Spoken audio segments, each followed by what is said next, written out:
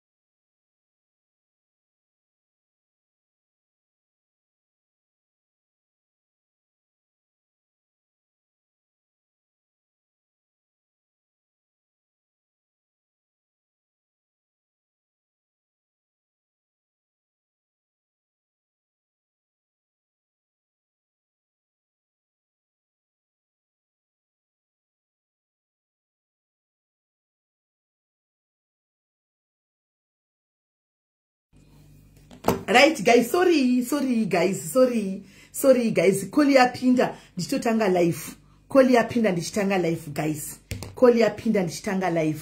Anditika call yapinda ndichitanga live saka yetu talk saka papa ngatoti chirega ndigokufonera kana ndapedza live yangu ndozofona back tinyatsotaura nyaya yedu yatirikudi ndandichitaura nemunhu wangu kuseri uko. Anmaona right zvisinei guys mamuka sei guys. I hope mamuka zvakanaka nese kumativi mana enyika. Tauya panapa pane nyaya iri pano asi vanomoziva kuti mutemo panapa guys munhu anotaura nyaya yake ega. Handitika munhu anotaura nyaya yake ega handisini ndotaura nyaya dzevanhu.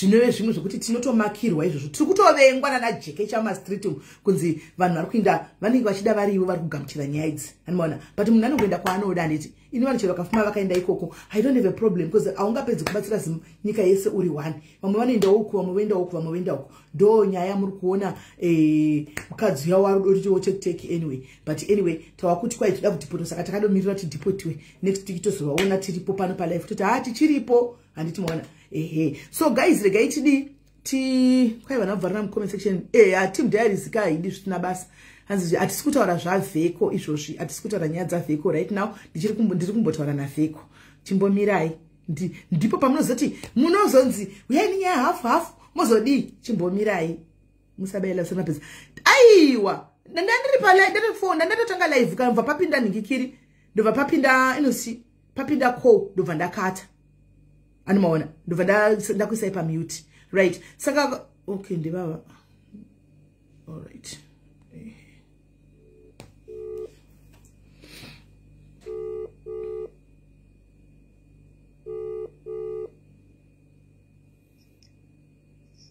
Hello? Hi my sister, muri say sorry ndazoti delay pane zvasomboitika saka ndiri pa live. All right, this is Melly. Imbomira wena. Ndoda kumborwadzisa munhu anonzi Natali uyu ndakakuona zvangu ma comments chimbobva pano nhasi. Unoda kuti usaone, ndoda kungoda kudai so. Unongochiona uri kumachu usinga comment. Iwe ndakakuona comment yako ni through Natasha. I saw your comments kamboinda kumachu nhasi punishment ndozokuvhurira mangwana. Kara kupunishment ikoko. Right, hande ikola. Oh, okay. This is Melly. I really need help. It's been 5 years now. This is not one hashtag I want my son back. Zvakadai so kuti ndizosiya mwana nababa wake. Mwana wangu ari kuna baba wake. Kuti ndizosiya mwana wangu kuna baba wake from Botswana. Taigarisana tiriko kuBotswana. So takanetsana that day ndikazorara kupolice. From police station ndakazoenda kushamwari yangu musutu mutswana kuBotswana ikoko ndiye akazondibatsira. Mai vake vakandibatsira kutsvaga basa ndikaenda kubasa nemwana wangu. So pabasa papa sikadi kuti ndishande nemwana because munhu wacho anga ari nowo vana vake plus futi anga akazvitakura. So akanditi zvondiendese mwana kupi kuZimbabwe. Ndikafonera mwana baba wemwana kuti ndakuendesa mwana kuZimbabwe. Ndopa wakauya kupi kubasa kwangu muruka akati ndokumbira kuona mwana. Ndikaudza muru no problem. Musiyadini aone mwana wake. Ndikati okay. Paakauya ndakavhura gate ndikamupa mwana akatenda nemwana akadzoka naye nemapamba zake 100 aya anotengeswa ari 100. Ndopa pakandiudza kuti maita kuti nini tachengeta mwana. Since nita mwana totsvaga babysitter ndosara nemwana kupi kuno kuBotswana. Ndogara nemwana iwo bhadhara babysitter.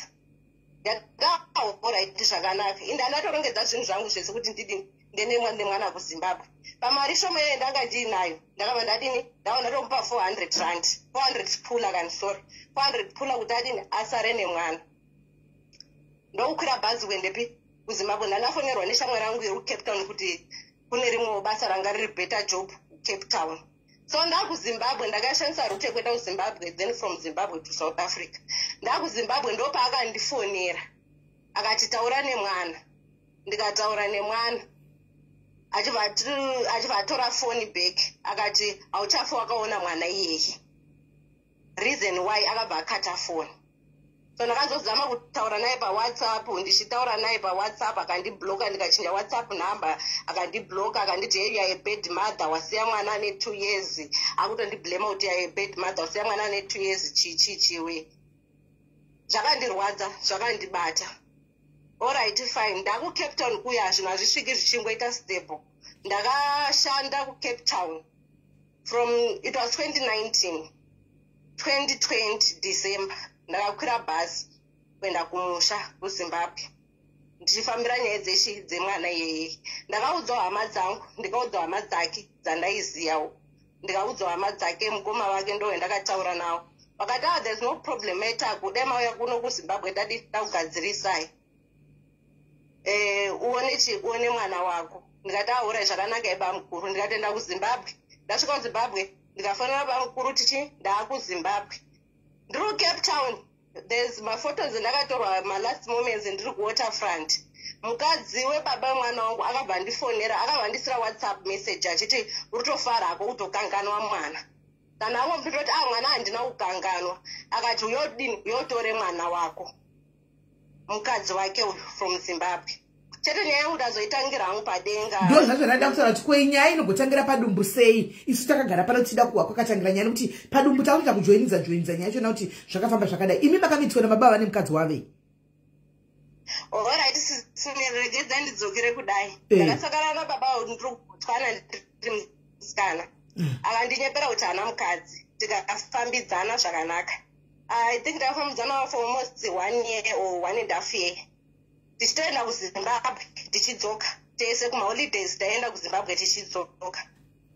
I think 2 holidays za December dziadze kuti tinoenda kuZimbabwe todzoka. But kuti ndienda kumba aingonye but mama wangu havasi kunzwa mushi. Saka kuti ndikuintroduce kuna mama wangu wakaita problem emaziso chichi, saka zvinoumira mushe kumba. Saka kumba kwavo anozombokwanisa kusvikako. But ikola ona munin'ina wangu ona. Pana patinoda chokwadi. Ukatuza chokwadi tinonyadzogona kubatsira. Andiwana hatijudge pano munhu. Andiwana we don't judge people here. Chero kauya ninyakongotora kuti ini ndakada nababa. Andika vaine mukadzi wavo ndi side chick ndikaita mwana. Totoziva kuti alright mwana akatogwa asi kwangodana nababa totoziva kutangira. Ukada kunyepa tikaobata maya nemurume ushu vakazoziva kuti aiwa mai akasara ndaitomuziva musikana uyu. Nyaya yatodivhita purpose. Andiwana tiudze chokwadi chizere kuti zvakanaka isi sinekuda kuti nditaure chokwadi. Taura chokwadi. Ndakazoziva kuti baba mukadzi wavo ndazvitakura. Maondo akazozvibudisa pachena. Kuti ndanga ndisikatozivi kuti ane mukadzi. Akandinyepera. Chokwadi. Akandinyepera kuti ndine mukadzi. Kuti munhu ane mukadzi wake. Alright. So zvadaro ndakazonozvara mwana kuZimbabwe.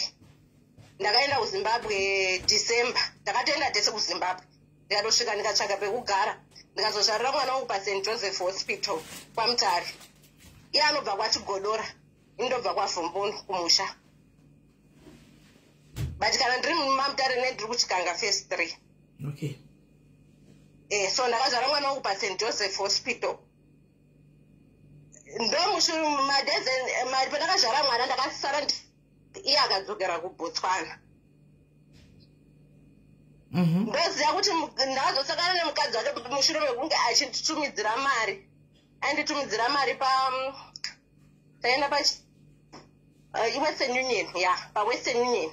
Ndopandakazosakana nemukadzi wake muWestern Union atumidzira mari same day. Saka makazivana sei kuti muri kudana nemunhu wayo? Kana wangu wasingazivi mukadzi. Mukadzi wake aindiziva. Bembe akandiona pamafotos kana kuti chii. Ini ndisikamuzivi. Akatouya akandiapproach akatondidaidza kuti madha ndakufananidzai. Ndikati zvikanzi munodzimai ani. Ndikandonzi mai mandisodza. Ndozvandakamupindura.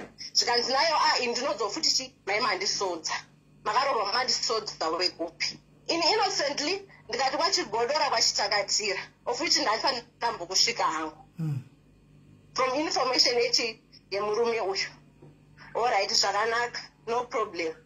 ndokuzendo ndiba ndatofonera murume kuti ndasakarani mukadzi wako ati zvondinozoti mai chichichiwe takazototaura tese ipapapo ndikazoni iwechi une mwana here ndikati ndina mwana ndasiya kumba ndikazona akangokuitira sina basa murowe ndikati ina handikwanisi alright zvapera then during that year akazonditi ina hachakwanisi kubhadharira rendi ikokoko chuya nemwana kubotswana ndikakwira bhazi ndikaenda kubotswana namai ashaya tata kutotaura tese mukadzi wako kwese azoichenja manumbers takutotaura tese ine nice pasina kurwa pasina anything tichitotaura tese nedzimwe nyaya dzaitongoitikwa achitongondisendero mascreenshots handichazvitaura hangu but taitotata kutoita communication namai ashaya alright fine murume achibva nditichi handichakwanisa kubhadhara renti kupikwa mutare ikokoko chikwira bhazi uyepi kubotswana nemwana ndakwira bhazi vendaenda kubotswana ndagara naye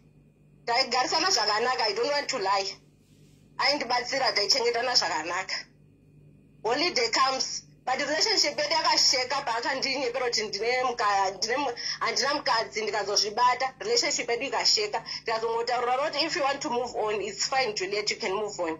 Ndikati alright iripo tava ndaedza kubotswana vati dzoka udini ushandi ndatoshanda nanditone murungwani nguwe ndaitoshandira pendakabva kubotswana ndakatosiya hanzvadzi yake pabasa rangu inini ndaishanda basa remumba 1 2 3 tazonetsana tiri kokubotswana ikokoko takatonetsana tikazoendesana kupolisi ndikanorara kupolice station iye akazotiza ake azotiza mapurisa ndikazorara papolice station ndandisa makizi ndiye anga ine makizi ekumba ndikaenda kumba kweshamwari yangu mutswana shamwari yacho ndangosvika muna muudza problem yangu nezvakaitika akati alright it's fine Juliet niwe ndatongomuudza kuti alright it's fine it's over I understand zvapera then ndichibva ndagara mai vashamwari yangu vachibva vauya vanga vasikagari papapo vachibva vauya ndichibva ndaudzawo nyaya yangu zvikati iwe chidini you have to work, stand up and work for yourself. Alright mama achibva nditi hanzvadzi yangu ramusikana ebasa chichichi but kuti ushande nemwana hazviiti ndati alright saka uchamboshanda for 1 month then month unofanira kudini utsvaga munhu anoyashitora mwana kubotswana kana kuti ufanira kuendesa mwana kuzimbabwe.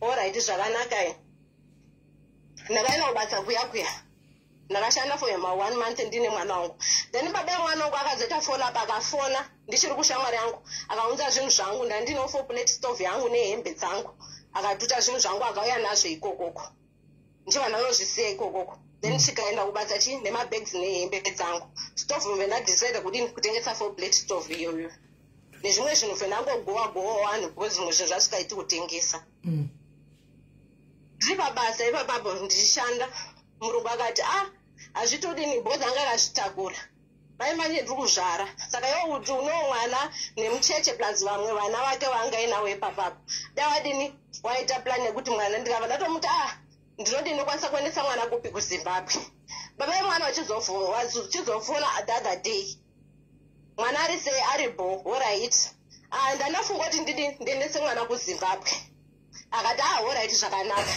ndokumbira kuya ndichona mwana alright ndaudza murungu akati it's fine musiyadini aone mwana wake alright akauya ndikamvhurira gedhi akaona mwana wake aromboti ndokumbira kudini umbobuda naye akabuda akadzoka aine mapambers 100 ayaya ndopakanditi maitaku ndati ndatichi iwe woshanda inini wobhadhara babysitter ini ndogara nemwana ndofunga endauya naye bhozi ukaendesa mwana kuzimbabwe according to my situation vabekafa nandiri kuzotomuendesera munin'ina wangu mwana yehe saka mwana baba vavaiti ndikunogara nemwana vari 2 nemwana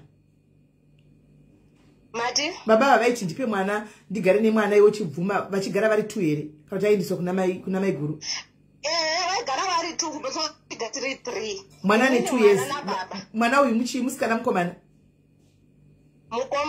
ane 2 years yavanga vachipira 2 years by that time alright anga ine 2 years akati chindiba ndidini ini mbozi mwana anodini anonotambura kuzimbabwe nindogara nemwana iwo bhadhara babysitter ndati alright zvakanaka tinoda torongedza mabhegi ndatoudza murungu ine chingotsvagawo basa rinenge wakaona uri pasituation unogona kungoofwa marichi mari shoma sana nadzo rimwe basa ranga rine mari iri nane chizivo kuti ndinozokwanisa kubhadhara babysitter ndinozokwanisa kudaidai neupenyu hwangu kuCape Town.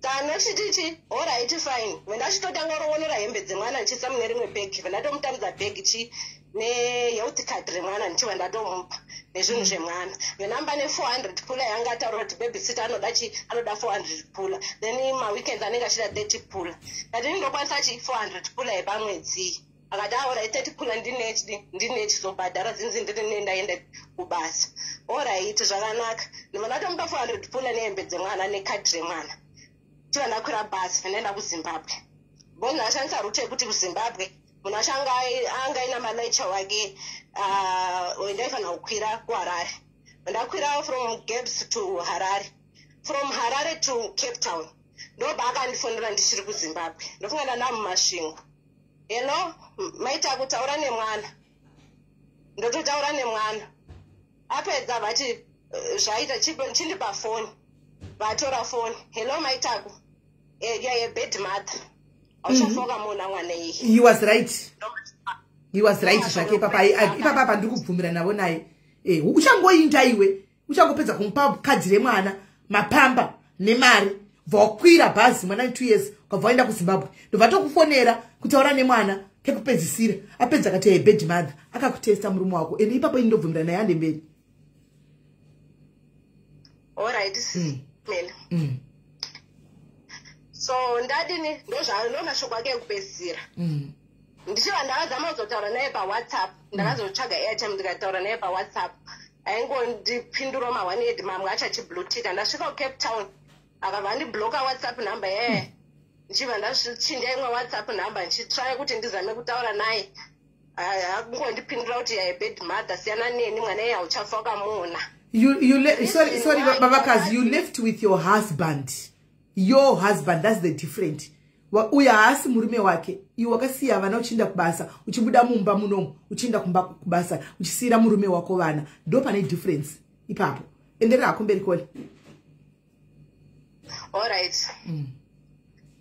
Ndakashanda ku Cape Town. Ndasvika ku Cape Town zvina kusvika nekuita step. Hungu ndakasvikira pabasa. Ndakashanda. Then in 2020 ndofunga ndonguva yeCovid.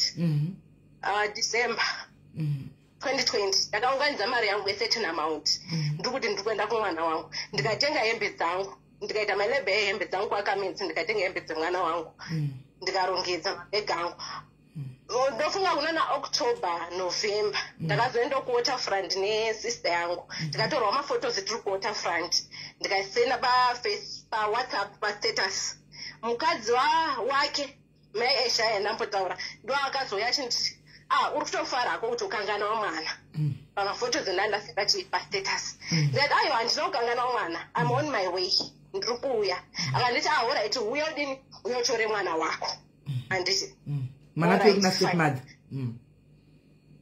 stepmother ndakwira basi ndasvika kuZimbabwe ndakazotaura futi nebrother yake cousin brother yake wezibaba feed wakazoshaika hwawo ndakataura nawo wakati mainini uyai kupi uyai kuZimbabwe alright fine ndakwira bhazi ndaenda kuZimbabwe then ndasvika chinde ndakatanga kusvika ndichiita taura nestepmother ndanotaura nemukadzi wake ndakataura nabamukuru bamukuru ndasvika ndakasvika towards 22 kana kuti musa 22 December bamukuru ndasvika bamukuru zvamainini 2022 from 2019 alright 2020 alright December 2020 December bamukuru akauya vakatoti amainini zvese zvakanaka asi handina mari yebhazi yekukwira kwendepi kwachigodora alright bamukuru ndatova mari yendanga ndinayo kuti inyaya dzemwana wangu kuti dzifambirwe zvigadzirisike ndikapa mari yetransport yekuendepi yekuenda kwachigodora kwacho alright 1 2 3 23 24 z 25 ndakuvafonera obamukuru because I was expecting uchitambo Christmas nemwana wangu obamukuru haufatya amaini ndichauya totaura 25 26 27 December ndopa akazoya kumba amainini ini zvinhu zvatodini zvatondoenganisa neshe nemunini wangu neukama watozi ngautoguke nyaya upedze musadzipindire chichichi saka zvatondivenganiswa nemunina wangu achakwanisi kudini achakwanisi kukubatsira all right ndaudzawo hama dzangu dzandinadzo hama dzangu dzikati isusu kuti tiende kwachigodora ngaine nemota wacho nehama dzangu dzese dzandakaudza kuti tiende kwachigodora kune mabhinya kune mbiri yemabhinya chichichiwe ndakazondipa decision yekuti it was covid vanhu anga singabvumidzi futi kufamba-famba ndandiri supose kutotsvaga zvetransport yekuti ndihaye tiende kwachigodora ikokoko ndochitoti mamwe mabrothers angu twakati todini tomira newe but kwachigodora kune mbiri yemabhinya toita kutotsvagoma monye yedu kudini yakusvika nawo background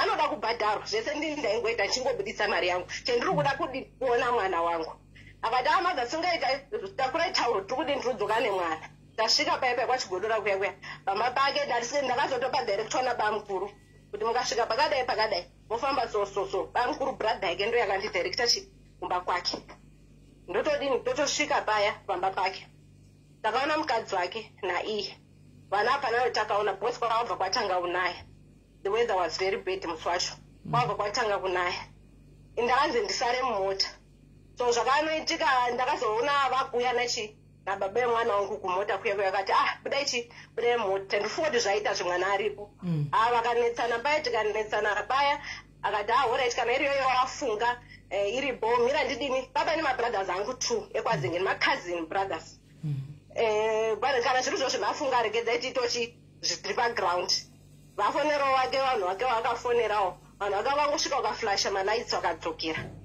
ndo vakazoti aiwa ngatidini ngatiende kupolisi ivo baba mwana vakati aiwa panapa ngatidini ngatiende kupolisi alright fine takwira takuenda papolice station epachigodora police station nenhamba dzapolice officer wacho ndichinadzo mufoni mangu tasvika paya nemukadzi wake chichi ndaadresa nyaya yangu taadresa nyaya yedu mukadzi wacho atondipandukira leti akadhamba mwana wakadhamba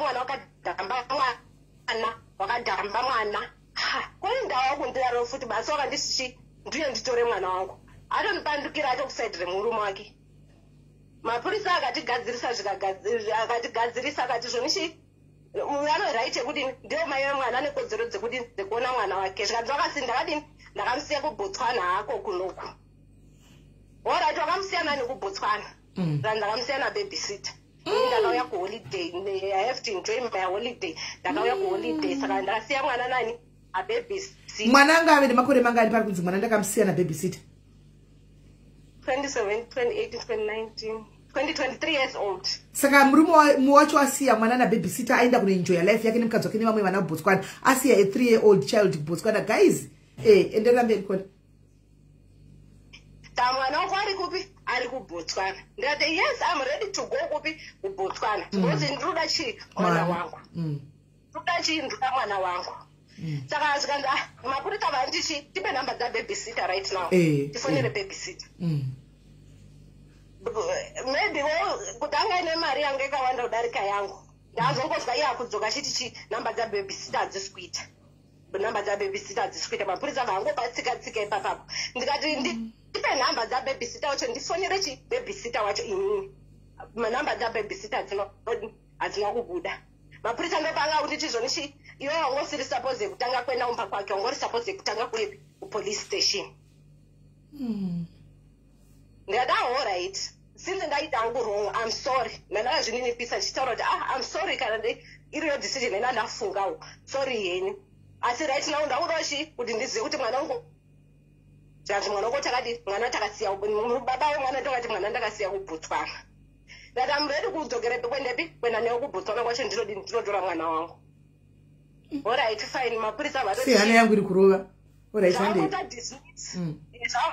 dismiss mapurisa akatienda kuchild wati mutare unomangara nyaya yako unonzi child chii handichazivi hangu mangara nyaya yako ikokoko ndikabva pachigodora police station ndikaenda ikoko kuchild wati wakati ichizvoni nyaya yako ndaizwa but since iri covid-19 mama they are closed maofisi akadini akavhara you have to talk nicely nababa emwana wako munzwisisane That I can't because I asked kundinzwisisa. All right, fine. 1, 2, 3. When I chituma my blood brother yangu. Utataura naye. Akabvuma akasangana naye mutown ndandisipo. Akataura zvakataurirana akati don't worry mwana atori safe ari kutotamba nevamwe vana don't worry chiwe hanzvadzi yangu ikauya chindizoti hanzi mwana ari safe wamuona here that was the question ndakamubvunza kuti wanzi mwana ari safe wamuona here akati handina kumuona saka nani ndinoti all right fine ndamusendera message ndine namba dzake dzekuzimbabwe ndamusendera message yekuti ndokumbira kuti ndikupe hembe dzemwana akanditi pfeka iwewe izvo that was his response pfeka iwewe ndafanira kuti hanzvadzi yangu kuti ndosvataura baba takuna akati mira ndidi nditaure naye vataura naye zvikanzi abvuma ndikuya chitora chihembe idzodzoke ikokoko. All right, auya ndarongedza bag rangu atora hembe aenda ndopa akadzoka chitichi ndamufonera kuti tisangane mutown atoti already nemasvingo akudzokera kubhotwana. Okay.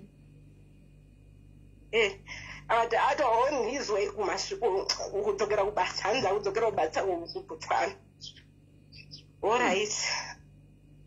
Hembe dziya dzobva dzadzoka kumba ndobva ndagara hapana chandisina kuzama SIS MELLY mamonya vapurisa zvese ndakaita mba kwake ndikasvika but handina kuona mwana wangu chandinoziva kuti mwana wangu mupenyu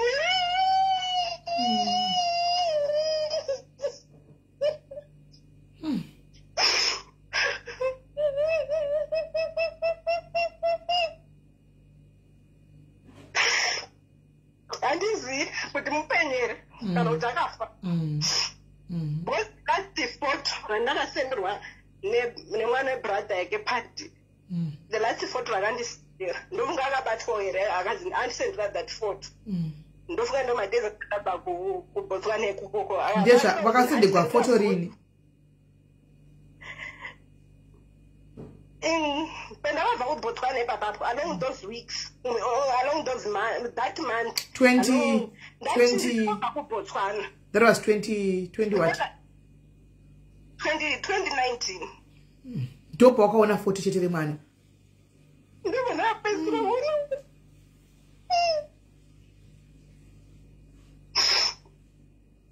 ndobva ndakapedzisira kuona photo remwana from there hana kuzomboona kuti eza mupenyu kana kuti akafa unongoziva kuti hanzi mwana ari right ndikataura nehama dzake dzai dzandinoziva dzinonditi mwana ari right kana ari right ari ikoko kungokutorerawo picture yemwana vongokusenderawo picture yemwana kuti mwana ari right kunofanira kana iyo picture iyi ona mwana nokuti havangaiti 5 years kana picture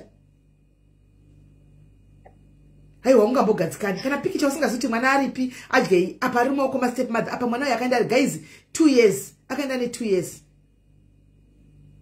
baba vavaripi kwachigodora ikoko anogara kwachigodora but iro ndanisoziva yangu kuti ari papi right now but aishandira kuHaboroni Botswana hautozivi kwaari asi kumba kwake kumusha unoziva kwaari right now handisi kuziva namba dzake namba dzake ndinadzo nemukadzi wake ndinadzo nongoona vanongochinjama from that time handirezokwanisa hanozotaura nemukadzi wake iye wati hanozotaura naye anything hapana chandakazombotaura naye because he is very rough ndakambotira kuti vanasisi vangu vataure naye vanatete vangu vataure naye vaingogwadzirwa kuti siyana ineni nemwana wangu siyana ineni nemwana wangu its by son siyana ineni hama dzangu dzese achingogwadzura aiwa prisma kutoti just semunhu ari ane hondo yemwana hati haasi kuda kumupa tongoti haasi kuda kumupa mwana nditi but kuti ave settled ka anongotiwo mwana ucho handiti yakambotumirwa 2019 kunzi mwana ari right saka pa 2019 pakwambomutumira picture kusvika iko zvino 2024 vatadza kana kungotsvaga rimwe picture kuti right uyo mwana uyo picture ari right iye anotoona kuti mwana wangu uyo akura hani mwana because right now tisi kuti mwana mupenyu kana kuti haako ndochokwadi tofanira kuti titange kunotsvaga kuti mwana uyu papi pacho ari papi mupenyu here takutotsvaga vanhu vari paground vanoendako kuti timbotanga tainvestigata kuti paonekwe mwana uyu ndodzatakutoda kuti tisvike pazviri hani maona saka kumusha wake unoziva chakwari because I doubt kuti mwana anga ari kuBotswana I doubt ivo vana vake nemukadzi wake vachigara kuZimbabwe ochengeta kwakuBotswana kwausingazivi iwewe. I doubt kumusha wake unokuziva. Kumusha wake ndiko kwachigodora ikoko. Kwachief Chigodora wakamboenda ere kunoripota? Ndinokwanisa kuenda, handisati ndamboendako. Nokuti unogona kuenda kuno anzi aiwa mwana wako unomuziva. Guys, difference ye 3 years ye 4 years ye 3 years chete. Mwana wako unomuziva. Unoziva mwana wako hangambopiwi picture romwe munhu anotoziva mwana wake imi guys. Hanimona ameno guys kanzi call the wife now.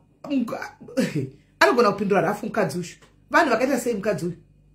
Senda picture number dzamukadzi uyu tione pafoni ipapa pauri ipapo. Nyora number. Nai ndidambobvunza guys, iko kwa chief Edmund Chigodora kunotongwa zviri fair here? Kwa chief Chigodora kunotongwa zviri fair here guys? Tindise timufoneresu, tindise nyaya yacho ikoko. Kunotongwa mudimumbonyanya kutowonawo, kunotongwa here zviri fair guys? Mai guru wako vane vana vangani naikola? Angane 2 mukomana nemusikana.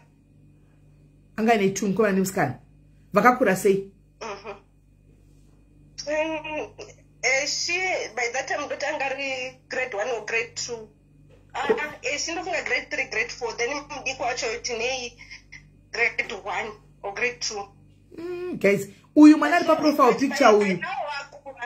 Mwana ari pa profile picture ushu. Apa ipapa cheza panga pane birthday rakanga richiitwa mudiki uyu. Munde wake ka.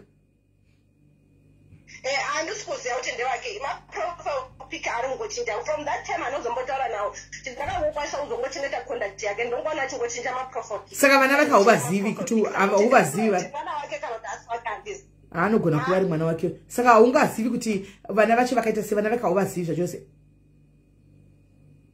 Vana vake ndinovaziva mukomana nemusikana. Musikana muhombe mukomana mudiki. Mukomana aitombouya nadhedhi wake kwendaigara inini. Mukomana aitomboya nadhedhi wake nadhedhi wacho pamaigara muchadanana? Pendakazoziva ndine nhumbu pendanga kugara kunonzi kuti kufirst 3 pendakazozvara mwana chichi atizoya kuona mwana wake achindishanyira chichi aimbouya naye mwana wake mukomana. Alright. Ndaisa message kuna mai ava but mai ava ndisira mudaira here because kuZimbabwe yakatika ka1 because tinenge takuendesa kwa vachigodora kwacho straight tichifollowa nyacho tichaiona chibuda pamhepo paya kutoona kuti aenda ikoko. Ndipe mune namba dzavachigodora here guys? Ndipewo namba dzacho ndisenderewo ane namba dzachigodora. How do we book? Tinobhuka nefoni here? Tinobhuka nefoni here kana kuti tinoita sei? Timuindise kwa vachigodora. I think totangira ipapo. Ndipewo namba dzasekuru sabhuku. Vakupe namba dzasekuru wake sabhuku usonzanyika kwa atigoni kungoripota straight here kwa vachigodora kwacho.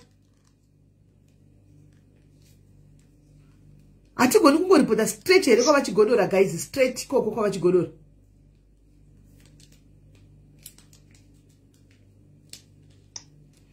Yes, tegona ngo dipe inamba guys, tegona ngo report tega. Dipe inamba. Mapurisa chief tinovaudzawo vari kudawo kuzikama. Anzi Beatrice wants to join. All right. Dipe yo namba kandisenderewo ne namba ndisenderewo ku WhatsApp. Tivafonere izvozvo tiveta tivabata right now.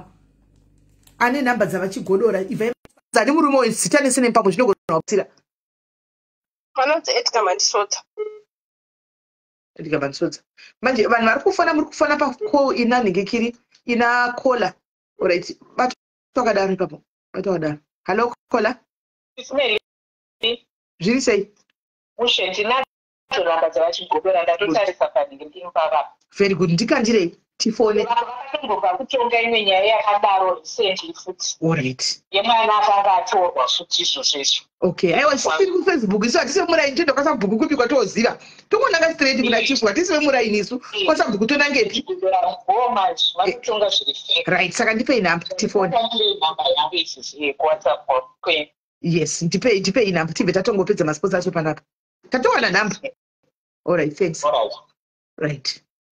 Namba taanayo yachigodora igaitipiwe namba tifonera chigodora right now. Tifonera chigodora right now. Akaoma.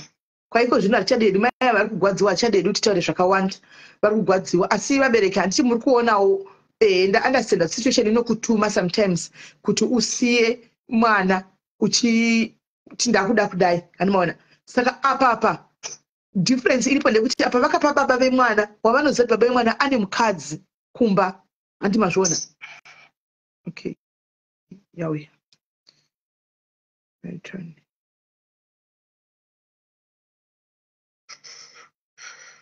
Sorry kola chirega kuchema kola.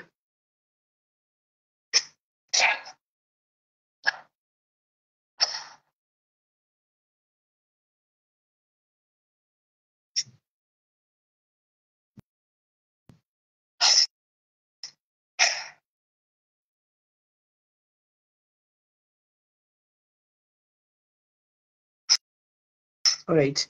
Saka ndakufunga kuti ndimbokudonedza. Ndikwanze noti handikwanisi kufona uripo. Ndimbotoya kufonera vachigodora. Tuone.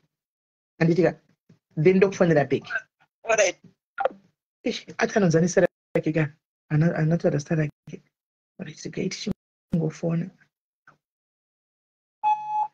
Hanzi matara akavharwa. Hanzi musafone tiri mudare. Guys, taurai chokwadi guys. Toda kuti tite zvokubatsira mumwe wedu. Vari matara akavharwa here. Pane munhu ati kwai tiri padare musafoni. Taurai chokwadi guys.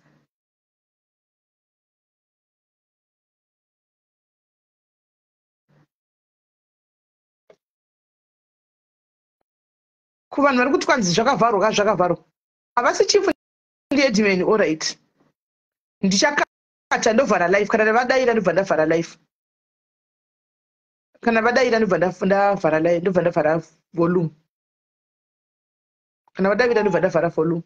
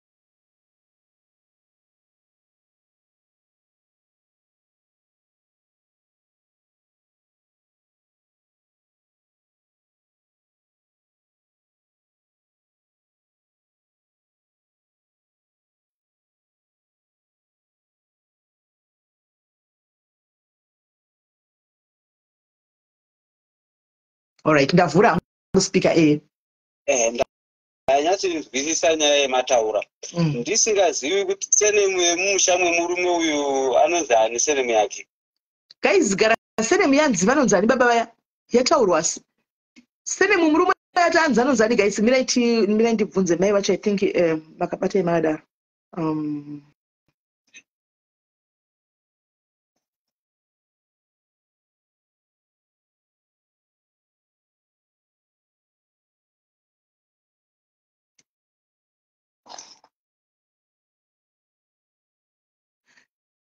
Mandisodza. Mandisodza. Ya. Vana Mandisodza ndine tarisire kuti ndina vana Mandisodza vandoziva vanogara muvillage yabuwe rimwe. Okay. Ndimo vanogara. Asi zvechokwadi kana vari kutaura kuti kuBotswana kusadziva zvangu, asi kune vamwe vandinongozwa vana Mandisodza vazhinji vacho vari kuBotswana ikoko. Saka ndichiona nechimiro chayakaita inyaya yekuti ndinofanirwa kuti ivo vacho vauye kuno, vauya kuno ndoonana navo, ndotaura navo, then ndodhiraivha kusvika musha maMandisodza imomo. Havasiri vanhu vokuti tingavadaidza mudare. Tinodhiraivha kuenda musha maMandisodza imomo, tobvunzisisana chimiro chiri paground, wanano yavo, nekurambana kwavo, nekuzova vachipana mwana, toziva position yemwana kuti ari papi, then tofamba takadaro kusvikira tasvika pane mwana. Yes. Ndosaka takuita toona vanhu vakaona neta nyaya idzi, but yatsoti iyi hainde kwavachigodora because vachigodora vari fair. So far kwatiri muri kutigonera, saka muri fair. Saka tatingatise kwavachigodora tichange chizongoonawo pamhepo sevamwe tichiteerera nyaya tichifollowa kuti yakamira sei. Aiwa, ndinozvitenda sister, mazvita henyu nekomende yenyu, ndinotenda nekufamba papeji rangu, tinobatsirana pane zvinenge zvichidikana zvese, tinenge tichibatsirana tichienda mberi kuitira kuti vanhu vagare zvakanaka. Ndizvozvo. Saka apa toita sei manje? Motanga pane information ipi ndo channel toita sei kuti makudzifambira kaimita vemaoko menyu chicha mungada kuti muve nayo information? Ndingapa musikana uyu kuti auye here mutaure naye muzozvizere kana kuti makutotanga kutoinda kumusha waMandisodza imomo because murume uyu hanzi anonzi Edgar Mandisodza. Edgar Mandisodza ndamuziva. Muziva. Zvatoita. Saka ndinoona zvakasununguka kuti mai vavo ngavatsvage mukana wavanouya vondifonera ndoonana navo totangira papo tichienda mberi. Alright. Saka zvinosezvo vari munhu ari kubasa vakauya toti Edgar uyu ari kuBotswana achada kuzodedzwa kuti auye panozofamba sei because vamwe vanenge vane madhays mashomawo. Chatinoenda kunoita ndechekuti vakauya vaine madhays mashoma, zvinenge zviripo zvinenge zviri zvokuti toataka mumusha imomo, tova tiine chokwadi chatinacho, then toona kuti tingawa tiine way forward here kobata paari pasho etika kuBotswana ikoko. Yes, nekuona mwana kuti mwana mupenyu here. Tikangoziva kuti mwana tamuziva, tamuona mwana mupenyu ari kuenda kuchikoro kana kuti asiri kuenda kuchikoro, pane mwana tikaziva kuti mwana uri apa, panenge pasina chakashata. Tochigadzirise nyaya taona kuti munhu watiri kurwirana mupenyu. Kana pasina mwana takuda kuziva kuti wakaendepi, akafa tode kuziva gowa racho, wakafa nechikonzero chaakafa nacho, zvakafa. Aiwa, isusu tinenge tiri kuno tiri kukubackai up. Tiri kukubackai up tiri SIS MELLY Diaries. Tiri kukubackai up zvekutodaro. Tichange tinemi, right? Saka pane muripo unobhadharwa here kana uripo tizive tigadzirire. Pari zvinezvi hapana muripo wandingati ungatanga wabhadharwa. Ndinenge ndichida kuti titange taita basa, kana agutsikana nebasa ratinenge taita ndinenge ndakuzwa kubva kwaari. Pakanaiwa tiripo tinonzwa zvedu, nhamba dzangu ndidzodziwo muchizogaravo muchichengetawo because tichange tichizounza dzimwe kesi ikoko kwamuri dzinobva kusaidi kwenyu. Saka dzamunongogadzirisa ndedzekusaidi kwachigodora. Ndinogadzirisa dzemachigodora imomo 1, 2 ndinogadzirisa dzematuimana yenyika, kunyange dzemamwe dzemufamily ma-in-house issues. Ndinoenda ma-in-house issues vanondidaidza ndichienda ndichinovabatsira pamba pavo semhuri kuti zvinhu zviite zvakanaka. Zvanaka, aiwa machigona manje mataura. Nyaya dzekuZimbabwe tine nyaya dzakawanda isu dzinouya kwatiri tiri kure. Dzimwe dzacho topesa kuti haiwa guys Hati gamuchire vachigodora takushanda navachigodora pano paSIS MELLY diaries guys. Isaiwo my love nemalex. Isai my love nemalex kana vanoda kukwira kuva appreciate guys. Ndingoda vanhu 5 chete. Takutoshanda navo dzekuZimbabwe takaisa asi kana nyaya yako yasolviwa guys, let's be clear panapa. Kana nyaya yako ukabatsirwa ikaita semunhu anoshandisa fuel ngatinzwisei ipapo plus semunhu anenge achiitawo basa iri handitika musazoti mahara pane kamuripo kaunozobhadhara zvinhu zvako zvichinge zvaita. Hati muri kunzwisisa. Toda kuti tigare takaclear ipapo kuitira next time vanhu vazara vanoda kutaura navanoda vachigodora right. Kana mangouya ndiri kukupai 2 minutes chete handika 2 minutes guys 2 minutes kana mauya motaura navo then we move handika nokuti muri kutoisa marequest makawandisa apa. Saka mai mwana makateerera live haino muripo please mochigadzirira kuti muchienda kumusha kwaheadman Chigodora munovaona nyaya iri pamhepo vari kuzviziva kuti vari pamhepo mukangoti nyaya yabva kwaSIS MELLY uya kunonoka rigari mbombisa tifanisa vangu yabva kwaSIS MELLY vanenge vachitoziva then totangira ipapo vototangira ipapo. Ifoni yangu iri network yangu yavana kuti chichikuitika mukwire vanhu ngaingobhadhara nemadialysis zvemafuel. No, we will pay. We are working with him, so we will pay. Vari kuZimbabwe we will gladly support. As diaries takawandisa zvekudaro, so we will pay. Hatina problem. As long as kesi yemunhu wedu yasolvwa zvakanaka we will pay. Vakati ndodawo muripo wangu tinobhadhara. Esi nyaya. Guys, network inenge yangu iri kunetsa iyi. Mamune zviri kuzotaura navo but network yangu inenge iri kunetsa guys. Vanhu varongoti adding vasingakwiri. Alright. Network yangu inenge iri kunetsa vachigodora but zvisinei aiwa tinotenda tafara taura nemi saka isusu tiregai titumire mukadzi uyu nekukurumidza abve akwira uyu. Alright, chibva watongotaura fast.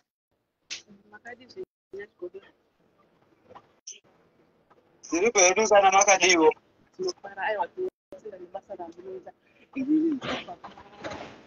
Voice taurisa shamwari network yako iri kunetsa tichinyatso kunzwa.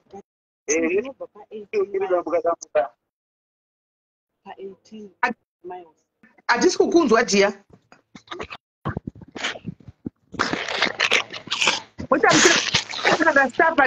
Starpati yatanga apo guys. Starpati yatanga. Itai muchirangarira nyeredza apa Starpati yatanga guys. Taurai chinzwe. Vanzwa. Ndatakunzwa manje. Taurai. Chitaurai. Chakukunzwai. Koni. Yeah, makunzinzwa SIS MELLY. Yes. Okay. Alright, ndandichiti kuna Chigodora makadizvawo iri ndobva pa 18 miles pa ikoko kwaMutare ikoko. Tine mhingirikiniwo kesi yedu pamusha pedu pakatorwa. Ndipo madzisepuri edu hatiziye kuti tinokwanisa here kuti tizouyawo nekesi yedu because tiri vazukuru vana vevanakomana. Kesi yakatorwa nani sendeni. Yakangotorwa because takanga tangosiya vana vese vakanga vangobva saka tangosiya vanhu vese musha saka takazodzoka vana vakuda kuzochigara vakomana. Yazisende yenyu kana yakatorwa inodzoka mumaoko menyu nokuda kwekuti vakatora tinenge takuda kuziva kuti wakatora ndiani wakatorera pachinangwa chipi kana nhaka nevana vabereki vachinge vakafa kana iri inenge yakamirira mhuri. Hazvirevo kuti kana munhu akaita 20 years asiri kugara pamba ipapo hakuna sabhuku headman kana mambo aneraramirei kutora stendi iyoyo. Amen. Zvayo anenge achida ndizvozvo. Saka inofambirwa tinoigadzirisa nyaya inenge yakaita saiyoyo. Aiwa, alright, saka regai tigoronga neboys tigodzoka kumusha tozoti tifambire nyaya yacho. Zvakanaka, ndinoona mauya sunungukai tinogadzirisa. Aiwa, notenda. Okay, next caller. Hello, SIS Makaidini. Tiri raiti murise ibva madonha vapedza kutaura. SIS MELLY muri right here. Mushe kanjani? Taurai na headman. Muruta headman kuti neni. Makaidini headman Chigodora. Ndiripo kana makadiwo. Tinofara nhasi ndafara kutaura nemimi ndaitodawo kuzwawo kubvunza kuti zvinoitawo here kuti tete atore hembe yemwana wehanzvadzi inenge iri pamwiri oti ndoda kuenda nayo kuti uye ndiende koshandirwa matambudziko ako? Mati zvinoita here kuita sei? Ndakapfeka hembe yangu t-shirt. Atete angu oti ndipe hembe yako yakapfeka iyeyo, kumura undipe, ndoda kuti ndiende koshandirwa matambudziko ako ewinawo apere. Nehembe yako munhu anoshandirwa pachipfeko chake, uyo anenge akushandira pachipfeko chemumwe munhu anenge akutoshandira munhu iye pachina hembe yake kuti angai upenyu hwake usingaiti zvakanaka pa. Zvakanaka, saka December tiri kutouyawo. Nekuti tiri padhuze hedu, tiri musakubva. Tichatopira kutouyawo pachigodora. Unouya tobatsirana, saka ndiripo uyai tibatsirane. Tishosho chokwadi. Right, next taurira kuti. Makadi henyu achigodora. Hello. Hello, makadi SIS MELLY na achigodora. Baisu munotambe. Tiripo kana mwakadiniwo. Tinotamba tisanhacho isusu. Achigodora ndinofara chaizvo nenyaya dzamunogadzirisa. Tinokuona izvedu tiri paFacebook, tinofara chaizvo. Nharaunda ikanga ine vakuru vanenge vachititsigira kudaro, tinozvikudza ende ndokuti tigarisane nevanhu zvakanaka murunyararo. Aiwa, ndinotenda zvikuru nekomendi yenyu, maita basa. Thank you very much. Ana wasiwosaburuke nhasi ndakubve kumakomoyo kwamutareyo. Ana wasiyese adzikinuka nhasi. Kola hilo. Hello. Makadi headman.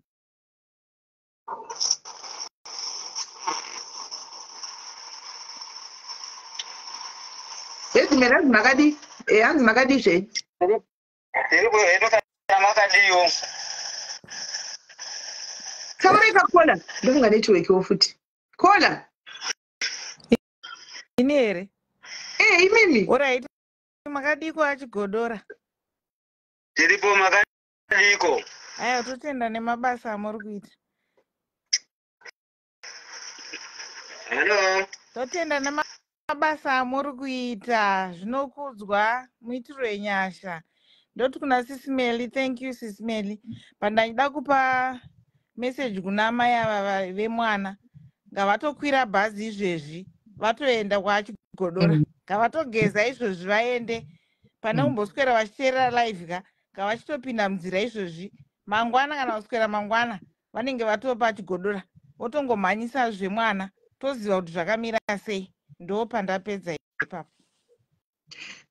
Okay, panyaya yanzi possible to make it clear kuti kamuripo akaimari vataura pano vega kuti munopanana ikoko kwamunenge maenda vachazokudzai kana maitigwa macases enyu ikoko guys vachazokudzai zvinhu zvavachigodora zvinobuda pamhepo anditika zvinhu zvavachigodora zvinobuda pamhepo ende handizivi hangu kuti mafizi avanenge akamira sei I don't know because havachaji kwandiri munochajana pamunenge maendesa nyaya dzenyu ikoko ini ndangokutsvagirai platform yekuti mukwanise kuita access kuenda kuna vachigodora chete zvezvimwe izvi zvokuti kunozobhadharwa sei how much chii munozowa mberi ikweyo me I don't know ani muri kunzwa me I don't know right kola chingoti 2 minutes mudoni aiwa ngavangogeza vachitongopinda munzira zvekuti zvebasa izvi basa rinozoteera asi mwana ndiye akakosha tarwadziwa zvekuti and zvinorwadza tanga chingoti sejoku ka but zvinorwadza kuti hausi kuziva kuti mwana wako ari pai saka handifunga kuti pachararika ngaangopinda murodhi kana asina mari dzebhasi ka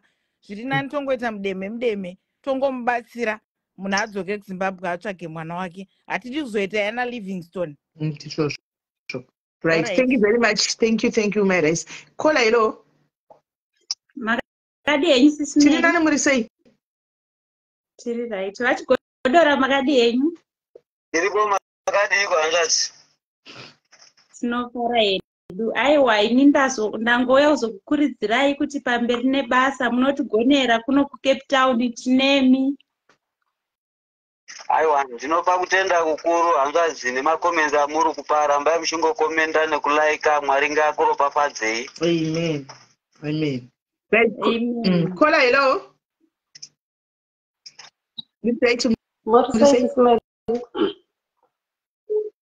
Right, headman makadii. Tiripo kana makadiwo. Ndinofara hangu ndaidawo kubvunza ini ndinobva kwaRusake but ndine family issue. Inokwanisika here kusolve kamudare renyu?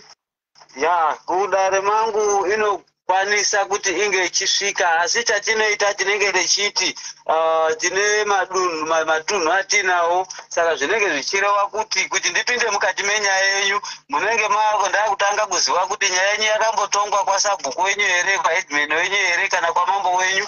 Kana yakambotongwa ndinenge ndichida transfer inobva ikoko, then ndoenderera mberi nenyaya, nekuti dambudziko ratinenge tichisangana naro mamwe maheadman nemadzimambo tikaita nyaya vasingazivi vakazoinzwa vanenge vakuita sekunga nenge ndiri kuvabvutira basa mumatunhu mavo.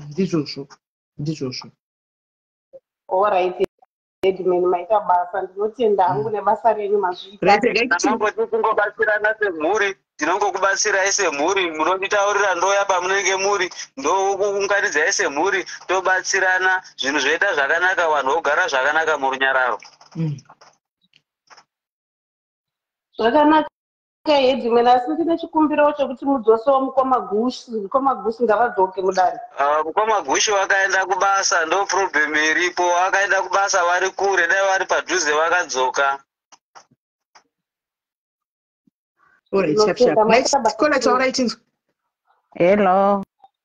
Yes. Makadiko achikondora. Tiripo hedu kana makadiwo. Asi tinotamba hedu. Ndangokurira hangu ngokutendai nebasa ramunoita. I like your mabasa munenge muchiita pasocial media apa ndinofollowa chaizvo kuYouTube kwenyuko. Ndichiona kuita basa rakanaka, vanhu ngavangodzidzawo kuti vanhu kana takagarisana tofanira kungotendeka ichiita zvinhu zvinoizvi zviri pamutemo. I like your job. Thank you so much. Thank you very much, Kola. Thank you very much, Kola. Yes, Melly. Ndafara nokundikwidzawo nhasi ndahwa nokungoti ndikwidzewo pese pamoita malive. Sure. Hatichataurira mazita abva kuitwa mazuva aperawo.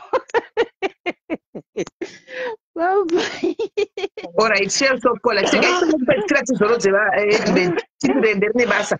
Tikapedzisira tawriting. Hello, Simeli. Hi, dear, kurisei? Mushe. Makadiko headman chigodora. Tinofara kana makasimbawo. Tinofara, ndiri pano pamatondo apo, ndope ndiri kufona ndiri. Ndiri kufara chaizvo nebasa renyu ramuri kuita. Joinisa hama, kubatanidza hama apo. Handitika. Asi tiri kukumbirawo kuti mudzosa achinyamutore mudare. Kwai vakaenda kubasa wani.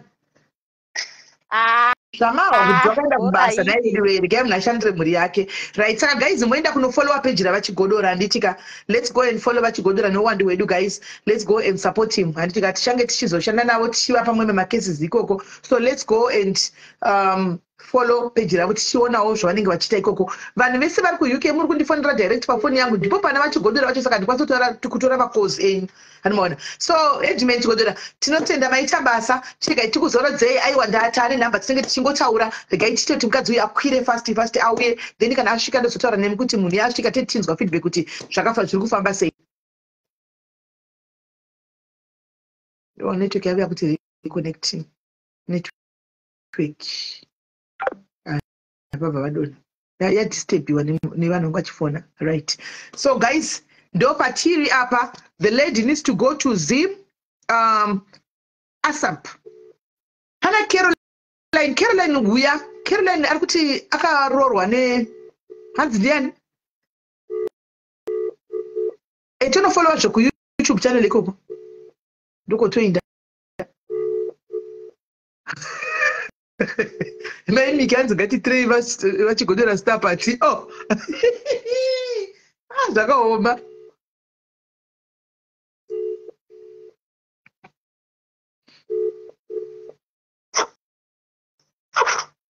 Hello. Right. Hello. Yes. Saka tataura navachigodora, hanti mazvinzwa ka? Ndisokwanisa kupinda palive, handina data. Oh, sorry. All right. Saka tataura navachigodora vati vari kuda kuti muuye kuZimbabwe kana zvichiita fast handika. Saka ndavabvunza ndikati okay, kana kauya fast hakuzodiwi here? Thank you sisa Nyoni, thank you ne200 stars. Hakuzodiwi here kuti munhu uyu azouya iye aningakuvira madhesi mashoma ozonzi mirirai futi kuti munhu auye zvikadzi no. Iwe ukaenda kuZimbabwe handi yaitoi pana pake. So ndakabva kwaSisi Melly wakakufonerai ndiniwe mwana. Vanzi titokutora nemotikari toenda mufamily imomo. Toda kuona mwana. Andiwana ndochekutanga. They want to see the child. Then wazoita date kuti murume achiuya ushu. Andika kubva kuBotswana kwachona. Then pochigarwa pasi. But hansi toenda musha imomo chekutanga right now. Concern yedu toda kusati mwana mupenyeri. So they want to see the child. Iwe uripo. Then zvenyaya dzezvita kumashure. But chatinoziva mwana anobvumidzwa kugara, anonzi anofanira kugara namai vake. Anomaona. Chokwadi. Right. Saka pakanaka iwewe, when are you prepared to go to Zim? Sisi Melly izvozvo zvandina kana mari. Situation yekuti ndizononoke kuuya paplatform kana kutsvaga rubatsiro inyaya yekuti ndandiri kumbotsvaga mari.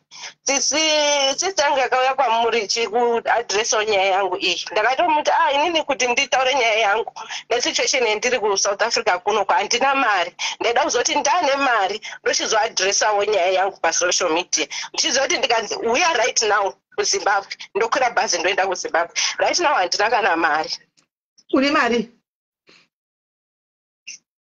Handina kana mari Sisi Melly.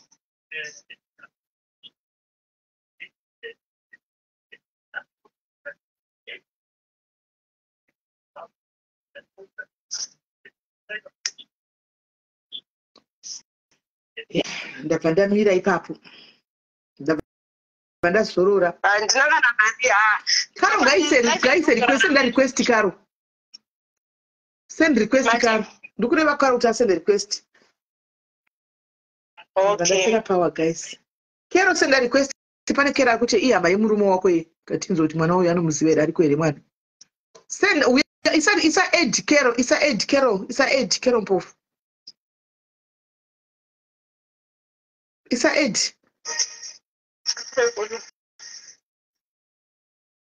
Saka izvo zvaushandi here naikona? Ndandichiita zvekutengesa saka business rangu rakadonha. Ndakamborwara 2022 ndakaitwa operation saka ndope ndakabroka ndanda kuita zvekutengesa pendakadzoka kunoko. Saka ndamborwara ndikatomborara pabhedhi ndikaitwa operation. Saka izvozvi business rangu rakadonha. Ndirongorarama hand to mouth ngokukwanisa kubhadhara rent nechikafu nyama. Thank you so much sweetheart. Right guys. Mumwe ari kuti handina mari apa isitabva kutaura navachigodora vaya kuti munhu anouya. Tochidii guys, gainimbo ed andoisa ati ed. Hi Lois. Sisi Melly muri sei? Mushe kuri sei? Mushe. Mainini anytime vanokwanisa kungoenda kana vakaona mari. Problem yainayo ndeyemari transport. Ndo problem yainayo because haana basa raari kushanda. Manje ndo panesa tiyazivi kuti poitwa sei nokuti vari kuti havana mari ava vachiti ngavachiuya tidzifambire nyaya dzacho. Regai timboonesani sefamily nevakomana ndataurawo navo kuti tingabatsira sei kuti kuSouth Africa. Imari kubva kuBotswana kuenda kuSouth Africa? Mainini vari kunoku kuFree State. South Africa. And Free State iri kure. Ini ndaigona kuvatengerawo tiketi kubva muJoburg. But ivo kubva kuFree State kwacho kokoko vanoita imari. Kero haasi kuisa request nai guys. Saka ndinomukudza sei ndisingamuoni. Maita basa. Imari kubva kwavanogara uko. Inini kuFree State andinyakuziva. 200 rand. Moda 280 rand kupinda muJoburg. Then ndokukwidzai kubva kuJoburg kuenda kuZimbabwe. Muri kuenda kuHarare ndi? Mutare.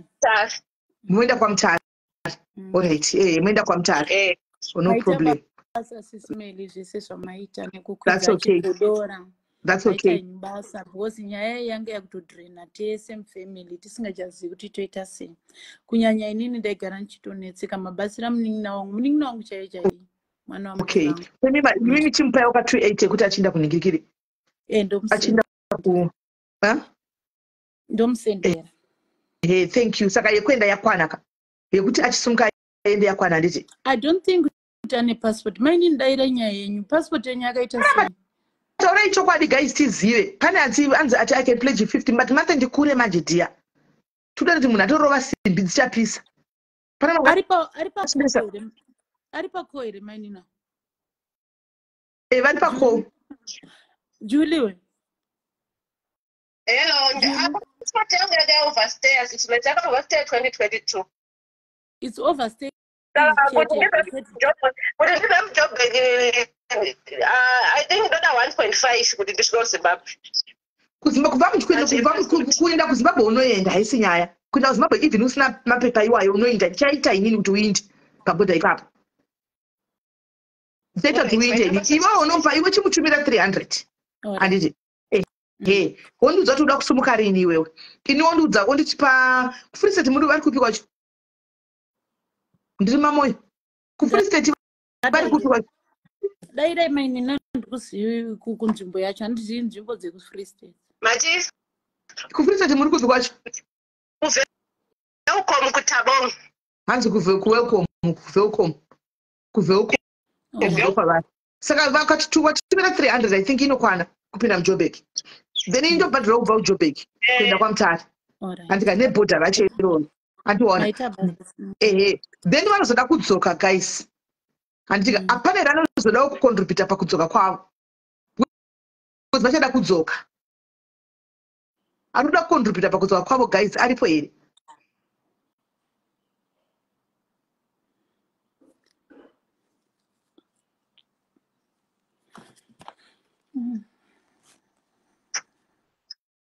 Vari kuda kukontribhuta guys ndomukana wenyu kuti tiise namba pamukontribhute because mari iyoyo yanenge atopiwa otorova pasi ndipe namba yako taura namba yako ndipina apa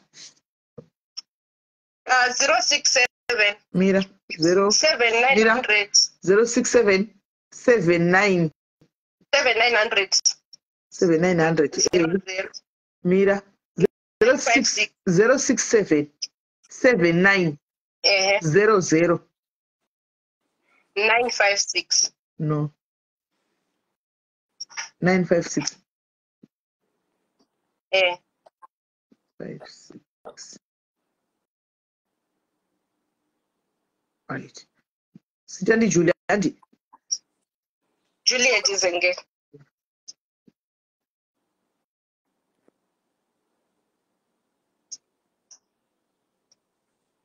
Dosama pina namba yawe Dr. Tisache. Right.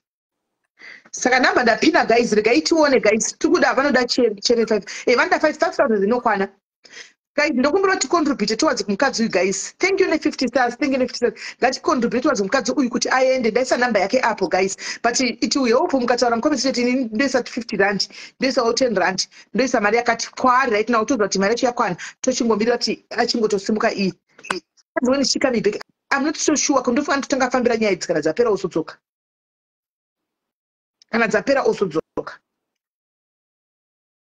saka ngationei tikaonawo kuti ekisi pane munhu achinda 500 toverenga uchimusiputenda namba yake ndaisapo vanoisa e-wallet vachiisa vanomubata kuti vatumire chitotumira kuti arove pasi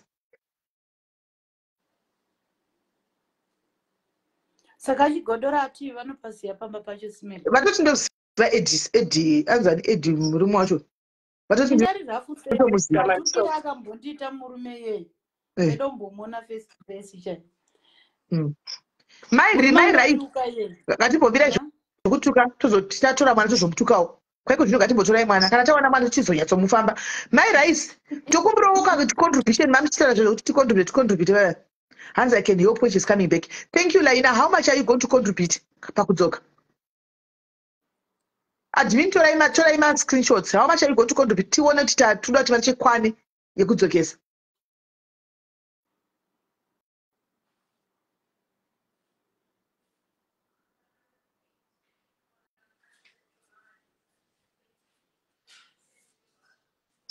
Ndaiona 50 pounds from Laina. Admin torai ma screenshot.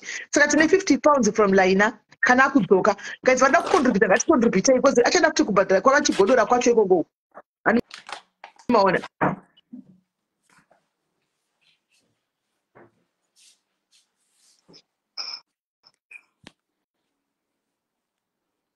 Thank you ne50 pounds laina. Vanikueregesa manda kubatsirawo kuti munhu aende guys. Was panotoda futi mari kuti anokwanisa kudini kuti anobhadhira fiwo yavachigodora. Kana vabata mwana vachidzoka nemwana vanongotiudza kuti ndawana mwana. Vanoudza kuti ndawana mwana. All right. Shuwa chido gidaguri repanonga bloka padiaries. Hanzi ndine 20 but kusim. Thank you Tekla. Tora ikuna Tekla. Thank you Tekla. Tekla ndombra tu wabatana navo namba ndaisa hapo. Ivo wabatana navo utaure navo tuende tonova pasave kana vasvika. Pamwe ndiyo mari yangu 20 yo ndio vanogona kubhadhira kwachigodora. Watogona ako. Thank you very much. Thank you my sister. God bless you. Thank you. My Lisa hanzi 20 pounds. Thank you my Lisa. Thank you 20 pounds. But admin tora imani kikiri tizoita follow up. Kuti actually imimi vari kupleja ibva ivangobata nhamba idzo dzirapo dzone dzendedzaivo mai Alex Juliet ibva imatongobata Juliet ushu ipapapa ubve maenda ibva imatongobata Juliet iyeyu ipapa guys mite maarrangements aiwa Natasha hauvasiye here zvinoda varivo kana handa varivo kodo zvine anointing izvi zvoda varivo kuti zvine anointing zvinizvi asi ndepasi pemuti ndadoku unblock wangu warashigwa kuzvoko ndadoda kumbesisika unblock ichidodika chida block wati kudiko wanga waiti zvino imi munobloka soja rangu boda kuti ndigwigwena nehondo street chidoi soja rangu gairi jairo right hand soja rekutodaro guys bakaipa guys tave pabhande itoni vadonhedza vari kumbotaura zvefoni apa vamboita zvefoni takuzwa maconversations avo panapa baby soja rangu isoja irongo isoja kamusoja kangu kakabharigwa kushiya venoti kati kudi mukomenzi ngendimomo akakamusoja ngepano zvekutoti unokaona kachigono mutiti kari 1 hakana basa kuti kune battalion riri kusure kwaro riri kukomenda kane kachiundura 1 by 1 poblock zvakangofanana nekubloka leki wacho pano right totodi guys toda sei tikukumbirawo guys kakuti 20 rand 50 rand team SA ngatitremwe wedu guys mangwana ndimi mune vana vazhinji vari kuZimbabwe guys mangwana ndimi munotori nevana hope vamakasiya kuZimbabwe guys 50 rand will make a difference 50 rand 20 rand it will make a difference andimona hello thank you very much Aisa 150 thank you hanzi bana Aisa 150 thank you very much thank you very much thank you my sister thank you whoever Aisa 150 rands thank you and thank you for your honesty you will thank you guys 100 150 inoita handei munaende guys handei munaende thank you tariro richiwisha chibva waita e-wallet yacho thank you team SA guys admin torewo ma-screenshots eteam SA ari kucontribute admin team nditorewo ma-screenshots eteam SA iwe chido hero basi tora ma-screenshots evanhu vese ari kucontribute veteam SA chindiro chinoenda kunobva kumwe kuitira mangwana anopiwa ma-admins ochengetwa mubhuku rediaries kuitira mangwana animona toitirawo mangwana vakauyawo chechiziva kuti aiwa akambodai 5000 target yatungoda 5000 rands ndo target yatiri kuda 5000 chete ndo yatiri kuda saka team SA pasina mboti UK inokwanisa kuzviita izvi team SA yega you guys can do it team SA you can do it thank you madzimai Eltas Chiwa thank you ne 100 rand thank you Ivaima Skinjo thank you Eltas thank you very much thank you team SA 100 team SA 100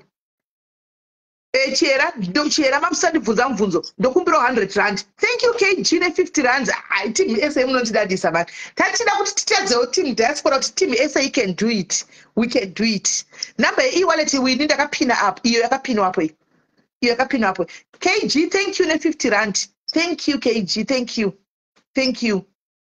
you saka tapa mari guys tapa mari but haichiri kuri handei tione guys team SA handei tione isai ma-e-wallet panumber dzandanyora apa idzo. Number yake iyo yakapinwa apo iyi.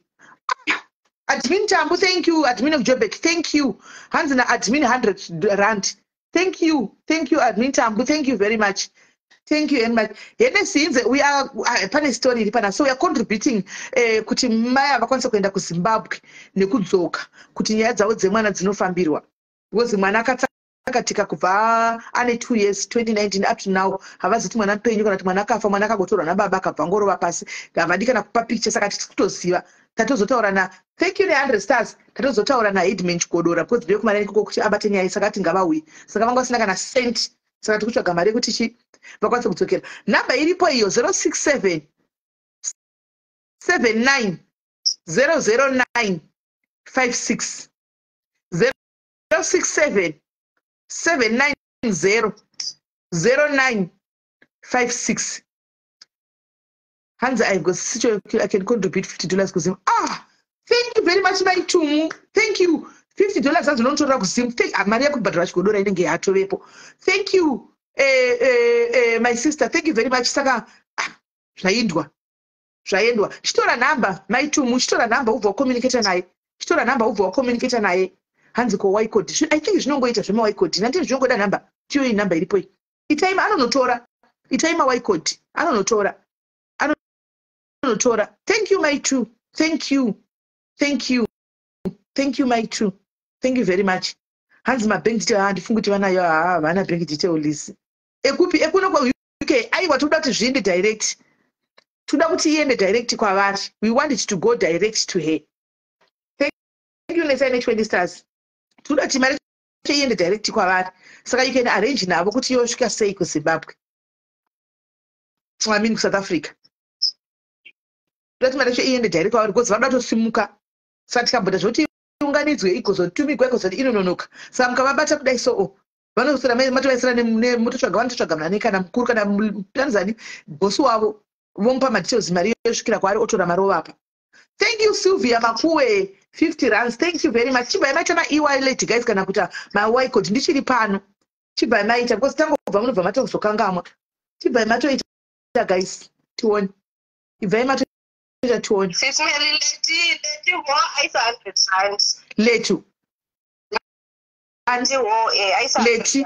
Thank you, Leti. Thank you. 15 Haruperi. Haruperi na Leti, thank you very much for 50 rand near 100 rand zamamisira. Thank you very much. Thank you, Chera. Maps is 100 rand. Thank you. Fungai Cafes are 10 pounds. Thank you, Fungai. Manje Fungai unoita say up. Chibai mato mbata mise 10 pounds zachona. Ivai mbata mise 10 pounds zachona. Ivai mato mbata mise 10 pounds zachona. Hanza na apedza pledge tine mamwe kumchato. Ndiana kuchata. Iwe Fiji akadzoka online ndikungomona ari online mazano but tichakufunza kuti ticket takadliwa tichagotaura naye kuti kudi pinongoona kuti paya kuchike chakanyora kuti online kuda kuti wakadzoka pa app now but unenge ariko atizi tichagomudi guys tichagomudisa uriko vanoda kufona munotaura naye uriko taurei naye right varipo vamwe guys vari kuda kusenda oma 50 rand 100 rand takaenda mberi takaenda varipo here vefiji variko kuna umwe mai vari kufiji koko kwakasaka kufiji vanotonzendera meseji raso simeri ndofira kuno hedu tamba akati kufiji it's a no go area my sister kwakutlisa pana mai variko watondisendera meseji vachindofira here kuno simeri vana vangu ndikati Fiji it's a no go area my sister makanyigwa nomuweni uya kunopisa kufiji ndatovadaro namba iyi rapa iyi 067 790 0956. Thank you, KG. As the 50 rand. Thank you, KG. I'll go with you. 067. I saw 50 rand. I saw 50 rand. Thank you, KG. 067 number 790 0956. 0956. KG. KG. Kuno pisa up. Kutiro paper 2. I was reading. Vane vari kwanisa kuisa here guys anza nemukuru here handifungi kuti mukuru iripo because hana mapepa une mukuru ndinokwanisa kutsvaga anayo mukuru tikutoda madetails zvaizvozvi madetails atotomana zvaizvozvi kuti tipine apa Ora ndinotanga ndamukumbira kuti ndinokumbiroisirwa mari yangu. Ora itegezai ndikusendera nhamba dzajasi neaccount number yake ndimukumbire izvozvo. Jasi ndewepizve? Mati? Jasi ndiyani? Hanzvadzi yangu iri kuPE. Alright.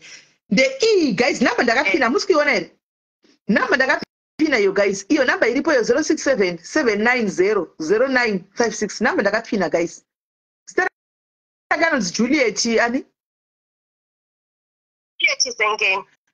Juliet Zengeni. Juliet Zengeni. Juliet Zengeni. Those do numbers stara kera kazara. Juliet Zengeni. Number idzo dzirapo. Juliet Zengeni. Juliet Zengeni. Juliet Zengeni. Juliet Zengeni. Do number yake. Zita rake nesename. Juliet Zengeni. Ndosaka ndati iende straight kwa Hari Martina. Juliet Zengeni. Juliet Zengeni.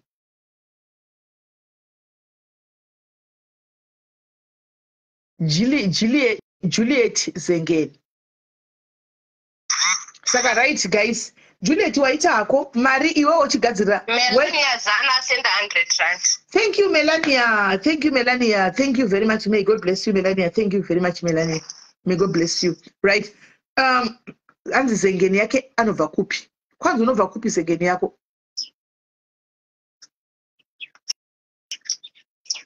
Anzi unobva kupi Zengeni yako?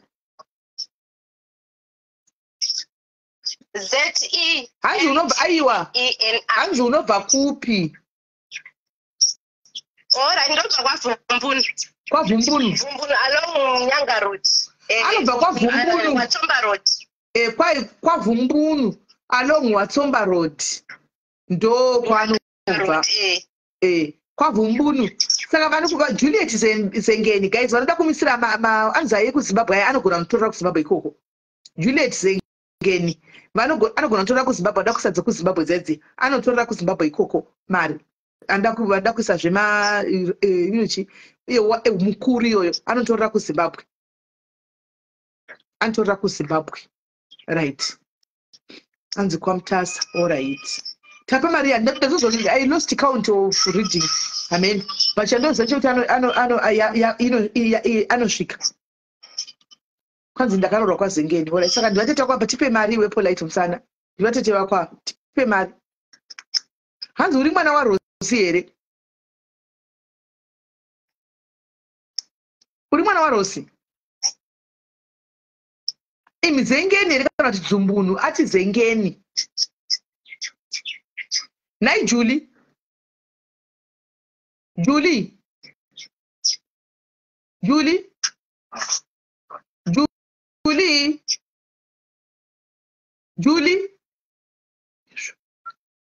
Julie. Hello, network yangu itashi drop us. Okay. Uri mwana waRosi? Uri mwana waRosi? Andri mwana Allen na Cecilia. All right. Watini Zengeni haditi? Delete Allen Cecilia. All right. Watini Zengeni ZENGENI haditi Zengeni. All right. Zengeni iyo yanyuka na sisi vacho Zengeni yanyuka na sisi vacho. Right.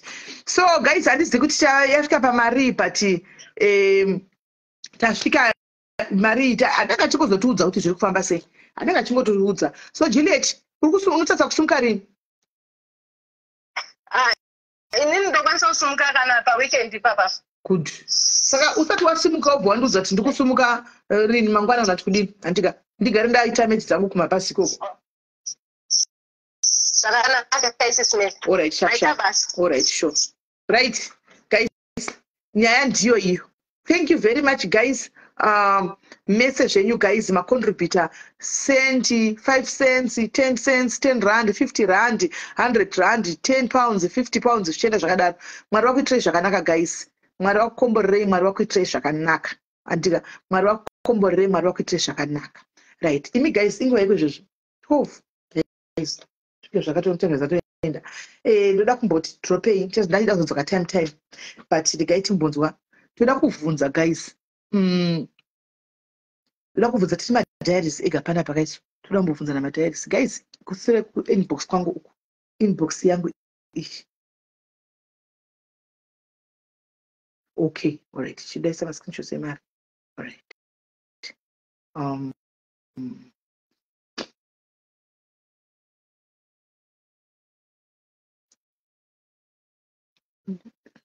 thank you Lindy waita basa toda kubvunza guys isusu panapa padoda kubvunza kuzi inbox kwangu ukaupo ini guys ka torega here kubatsirana vanenge vauya vaiva vari mavictims vachiti takaitwawo zvakati ndoda kuti muve toda kuita honest discussion pano 30 minutes chete hai sisi Judy muri sei how are you my sister toda kuti tiite honest decision guys ndikikiri honest conversation ka tobvumira zvatatobvumirana panapa ndozvotobuda musarudzo because zvakaita kuseruka uku zvakaita WhatsApp yangu ka kana guys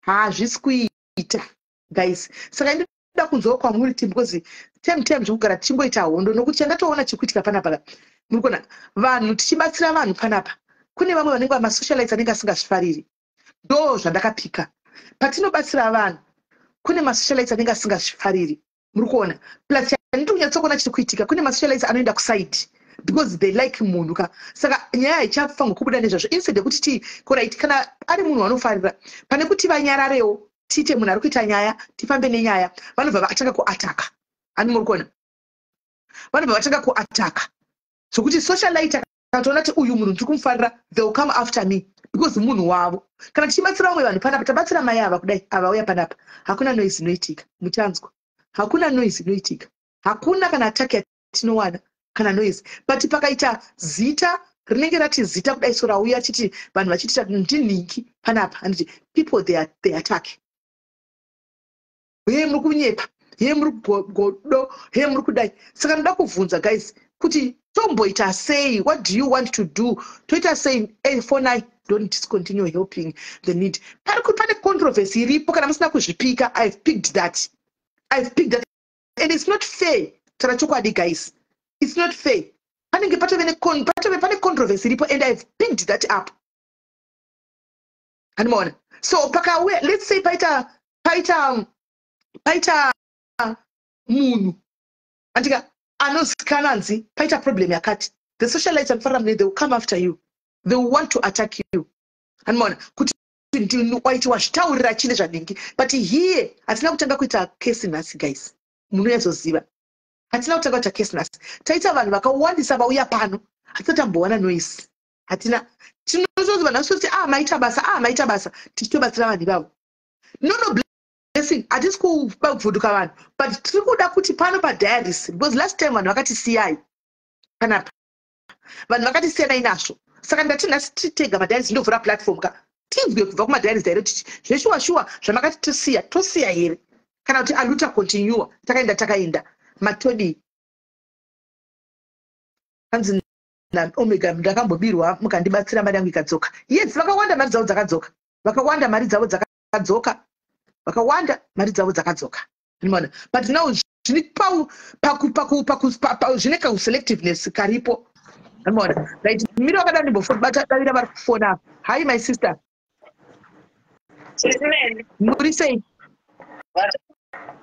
vanotedza isisine koleni dzakasiyana-siyana kutaire hama nevari pesha vanobudza kusiyana nazvo hazvinoda zvinokupa kusvika kanganisika kwakusvira maoko ako kusvika zodai they never look at the positive aspect or the positive impact yezvinhu zvauri kuita vanotarisa nehypothetical problems kuti kusvika zosvika dai kuri kusvika zodai ikovo yaandomiri ndoikurwiswa nevanhu if location yako this is what they are fighting so they are not fighting what you are actually doing they are fighting what batsira vanhu nevocation yako batsira vanhu tinorambidzwa nevanhu usazviite kusvikazodai komwana yakazodai pese panonzi kusvikazodai hazvisati zvangoitika worrying about hypothetical problems instead of focusing on the problem at hand ngatibatsiranei vana vamwari ndozvinoita vana vamwari ngatibatsiranei semina vanhu vakurwisa vocation yako noti we just understand that thank you pastor Thank you very much. Thank you, Pastor. Right, thank you very much, Pastor. Right, call hello. Sorry, Chims. SIS MELLY maswera sei? Mushe kuri sei? Taswera sisi ndindanyora message yandanyora mucomment. Pane mukadzi akandibata nezuro achiti ane mwana ane 6 years akabhinywa. But munhu akamubhinya uyo haasati abatwa. Saka nezuro ndakaenda muti ndimufonera akati ane zvaari kuita haasi free. Achati achazondibata nhasi. Saka I think iyoyo ihobvu SIS MELLY handingazoikwanisa ndichaiisa kwamuri. Kana muchida kuiunza mega machipira kuda kuunza kwandiri uiunzei. Yeah, ati hanzi mwana ane 6 years and ari muno muJoburg mukadzi wacho. No problem. Mongo ndibata totsvaga. It's okay, ndokupai SIS MELLY. All right. Sharp. Right. Caller next. Hello. Hello, maswera. Maswera sei. Maswera. Ndinoda kungopindura just issue yange iri muri kuti hanzi ndakanzi tibatsire kana kuti tisabatsire. Vanhu ngatidzidze chinhu one kuti mukurarama umo tine maproblems akawanda akasiyana. Mamwe acho zveshuwa unoshaya option. That's why vanhu vazhinji vari kuponera kusocial media. Inini kana pamwe pacho ndinenge ndine problem. Ndikauya kwamuri mimi pamwe handisi kuda rubatsiro financially. Pamwe ndotoda rubatsiro rwekungoudziwa kunzi wadii wadai so that zvinondiitira zvimwe zvinhu zvakanaka. Saka vanhu ngatingodzidza kuti imimi SIS MELLY musaudzirwa zvekuita paplatform. Umwe naumwe patinobarwa tine calling yakasiyana. Mumwe pamwe mutori necalling iyoyi yekutobatsira. Saka musambodiscouragwa kubatsira munhu. Zvakafanana neumwe musikana wokufija ndinozoziva hangu kuti akazouya kuno Zimbabwe here kana kuti akadii. But the situation yaanga ari yaakataura iye chokwadi makabatsira kana airevesa makabatsira. Zvoteerera uyu auya paplatform yenyu nhasi zvinobatsira. Zvine mamwe mabatsiro zvaati handina kana mari. South Africa, I was in South Africa mamwe makore. Ndakabva kuno kuZimbabwe. Ndachienda ndobva ndanzi uya tiite zvekutengesa mamopu, mapine joy and stuff. Zvinhu zveshuwa zvinooma zvekuti pine joy pamwe pacho unosiya chikwereti. Zvichibva zvatadza kubatana. Sure, I just want to appreciate kuti thank you so much. Ende vanhu vabatsira musikana, thank you. Ndichatorawo namba dzake ndinewo zvandawana pano yakuno kwaMutare. Inini ndinokwanisa kumupawo zvandinazvo. Ndatora namba dzake ndichataura naye paWhatsApp. Thank you. Thank you mwanangu, thank you very much. Uri kuZimbabwe kwaMutare? Ndiri kwaMutare, ndotokushanda kwaMutare, ndoswera kwaMutare. Saka kana akauya ndikataura naye ndichamuona face to face. And then God bless you. God bless you, mwanangu. Thank you very much. God bless you, Wena. Thank you very much. Right. Hello, wakoma kufoni. Hello, Melly baby. Mushe muri sei? Mushe dali. Ndakada kuti panoitika chakanaka hapashaikwe chakaipa.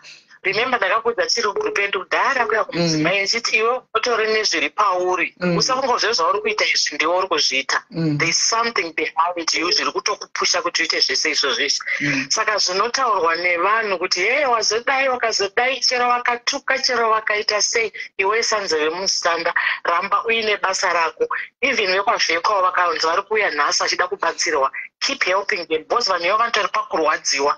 Ukavati handichakubatsiri vanoenda kupi? Vane vati vari kubawanawo munhu anovabatsira. Saka ramba uchibatsira nyange ukatukwa zverudzi rwupi, nyange ukaitwa sei, ita basa rako my sister.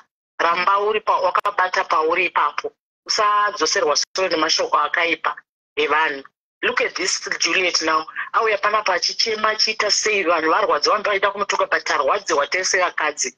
Now wakutaura naye akutodza kuti ane mufaro wamubatsira wasunungura bundu ranga riri mukati memwoyo wake. Now vanhu vapamaridze kuti aende kumba atokuti matenderwa uchaitwa iwe weka through nyaya yaJuliet iyoyi hatimbozvizivi zvese izvozvo. Unotori nemubayiro wako wauchapuhwa secretly zvihope zvaunochitwa kuseri. Saka usadzikisirwa pasi nevanhu vane mwoyo yakaipa, usadzikisirwa pasi nevanhu vanofunga zvisizvo. Because iwe hautsvagi nyaya kuvanhu, nyaya ndo dzinokutsvaga. Yes. Saka ndo mashoko angu iwayo. Keep doing good my sister. Thank you very much my sister. God bless you. And you know this lady vakandiudza handisi kundoti professor kuti she told me I think 5 years back 6-7 years back meno kudhara uku pachiniti iwewe inava pachiniti iwewe zvimwe zvinhu zvaunoita handisi normal unoziva kuti necalling iri pauri kudhara ibva ndati zveCalling but ivo manje ndimachemberi handimaona ndimachemberi pakatonditi haugoni here kuti umbouya pane pamwe pavaenda kwavanoenda soko zvinhu zvavo zvemachemberi izvi vachiungana vakawanda so imbouyako ndikati no haakuuya kana si vakati vakandidaro she said it vakati zvinhu zvaunoita izvozvi zvichidai uchifamba uchitenderera nevanhu uchidini handisi normal zvine zvinhu mukati ende vadzokorodza futi nhasi. Thank you very much. Kola, hello Team UK. Hello. Sis Melly, how are you? I'm very well, my sister, and how are you? Sis Melly, I'm a bit emotional because I started just thinking about all the things and all the good things that you have done. Sis Melly, pane chakanaka apashaipi chinhu chakashata mukati mekurarama. And I really want to tell you kuti never let anyone bring up your past achikudzai kuti taimbodai so tiri kuhanzi kunozwi kunotaurwa nevanhu vatinogara tichinetsana navo taidaro tiri kumeno whatever group taidai. No one can ever use your past against you. Nokuti shoko raMwari rinotaura kuti tinochenurwa. Imimi naMwari wenyu, you set yourself right with God. So no one should ever use that against you, number one. Number two, Sis Melly, ndikuudze kuti munoshandiswa nedenga. Pasituation yamakandibvisa ndinogara ndichizvitaura testimony kune vanhu vese kuti because of you ndakarangarirwa naMwari. And I saw the goodness of God kubudikidzana nerudo rwamunaro. Sis Melly, you were there for me when I had no sister to help me. You were there for me ndisina munhu anondiencourage kana kundiudza kuti it shall be well. But you were there. Not because you are a mighty person kana kuti but because you allowed God to use you. Sis Melly, please don't ever doubt your calling because of what people say. Please don't ever doubt the person that you are because of what people say. Because you are called that need help from you. You are a blessed woman, Sis Melly. I've never met you, but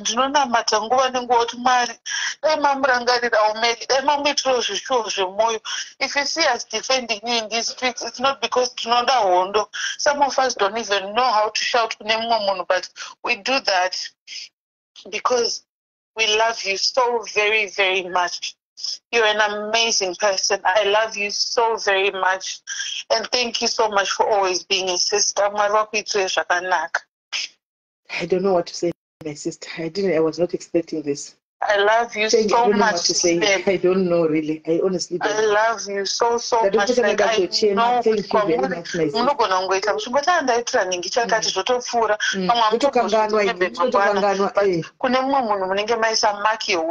Like, I tell everyone I come across like, Sis Melly, because you're a good and a great person. Whatever they say, but we serve a God who is up above and he sees you and he hears you. I love you so much. May God strengthen you so much. Thank you very much, Kola. Thank you, my sister. I don't know what to say, guys. Honestly speaking, I don't know. Thank you. Hello, Kola. Hi, Smelly. Yes, Kola. Team UK, do you phone zvikudaro manje? Ande Team UK. Hello, Sis Melly. Yes, tukunzwai. All right. Sis Melly, I just want to appreciate you from deep down my heart. Zvinotaurwa nevanhu vachitaura mashoko akaipa against you, to be honest, Sis Melly, zvimwe zvinhu chingosefai itai zvichipinda nenzeve zvichinobuda nenzeve. Inini from deep down my heart, I really appreciate you, Sis Melly. Muri munhu uyoya. For me, ndinototi mutori necalling, mune zodzo, Sis Melly, yamakati yakaiswa pamuri, yakagadzwa pamuri. Saka musarambe calling iyi, Sis Melly. Because munenge matozokanganisira upenyu hwevamwe vanhu vakawanda. Inini chingogamuchirai. mufanwa kungoziva zvekuti kunzoko havasi vese vanhu vanofara nezvinenge zvakanaka zvinenge zvichiitwa, but imimi whatever zvamunenge muchiita, just do it for God. Musade kuitira vanhu because zvechokwadi vanhu hamungavafadzi. Inini hangu ndiri good example. Handisati ndambokuona SIS MELLY, but I remember last year pamakatouya ndakangotanga kungotaura nemi, ndakanga ndisori kulivhini ndiri so depressed because family yangu yakanga yauya, but makatanga kutaura neni, mukatanga kungondinamatira muchiti no, don't worry, ramba uchiaplya switch iwewe ndouri kutozoiwana, muchingondikurudzira SIS MELLY, but pasina kana nguva zveshuwa nekundikurudzira kwamakaita muchinamata neni pafoni. Handisati ndakambokuona SIS MELLY one on one, but ndakabva ndatowana switch. Izvezvizvi I'm so happy, ndakugarawo nevana vangu nemurume wangu ndakumba. Saka zvinhu izvozvo zvekuti SIS MELLY aiwa please, zvinotaurwa nevanhu ndapota zvangu musatombozviteerera. Inini ndinotokudai, ndinoda kutokupa imwe example yakatoitika last because ndinogara kuLeicester. Last week iyo pakabvara vana zvikoro ndakavhistira afriend ari kuNewcastle. Taenda kuNewcastle kuya, then pane live yenyaya yakaitwa. Shamwari yangu ane munhu waanoshare naye. Saka vanhu vakutoti nditeerere live yani because SIS MELLY vaya live. Saka one of munhu yaanoshare nefriend yangu vaakuti zvekupiko unoteerera MELLY here? MELLY handitombomuni. Ndakatomuti moziva kuti SIS MELLY ndakatozobva pamba pevanhu ndakuonana nemunhu iyeye. Ndakati pamba penyu zvenyu but taura zvimwe, taura zvako zvimwe, but pana MELLY never say anything bad pamunhu. Ndakati alright, iwe uri kuti haumudi, what wrong did she do zvavakakuitira iwewe zvekuti unobva wasvika pakungozodza munhu zvikandi handinongonzwa kuvavenga. Ndikati then that's being wrong. Haufaniri kungonzwa kuzonda munhu, unofanirwa kukuda munhu nezvaari kwete kuda kungohakira zvinenge zvichiitika mumastreets. Saka inini hangu SIS MELLY ndoda kungoti it's an encouragement yandoda kukupai, musateerera zvinotaurwa nevanhu, rambai muchingoita basa renyu ramuri kuita iroro, muchingobatsira vanhu. It's a calling iri pamuri. I just appreciate you so much. Chiramba ndichingoti I love you and I just prayed one day ndichasangana nemi. Thank you so much SIS MELLY. Wow, thank you. Sure, this is deep. Guys, what is happening? It's deep. I was not expecting this. UK. Hello, caller. Hi, dear. Hi, SIS MELLY. How are you? I'm good. And how are you, caller? I'm fine, thank you. SIS MELLY, I just want to appreciate you for your work. I haven't been following you for a long time. Ndatonga follow pakaita nyaya dzemusikana wekufiji and nyaya that girl takauya nemaissues ake aiti rape and ndichifollow, I've been seeing like the nasty comments on unozati chii SIS MELLY, ndakaona kuti pasocial media vanhu vanomborira zvekutodaro.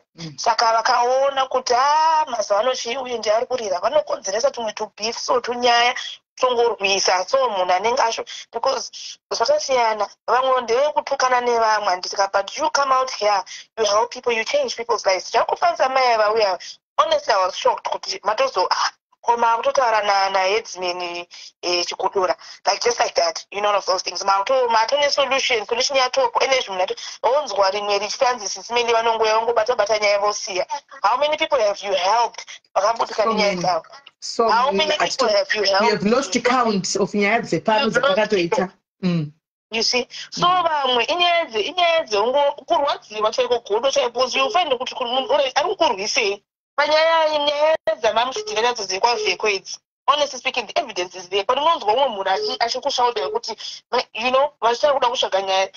The thing is, people are now, they've got double standards because pavaimhanya nenyaya yacho yekwavheko vaitaura kuti aiwa vanhu variko, mavictims ariko, yabatwa naSIS MELLY hakusisina mavictims, nyaya yakupindurudzwa nyaya handiti. But I've just come to realize kuti zvamunoita, it's a calling. It's not everyone that can do it.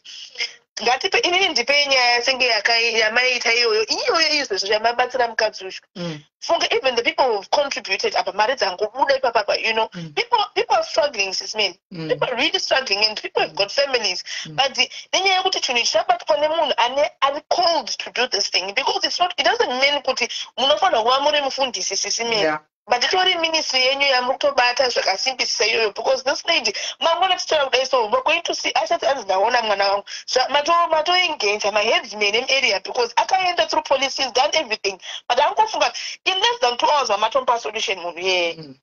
So I believe kuti inimi are actually called for this thing.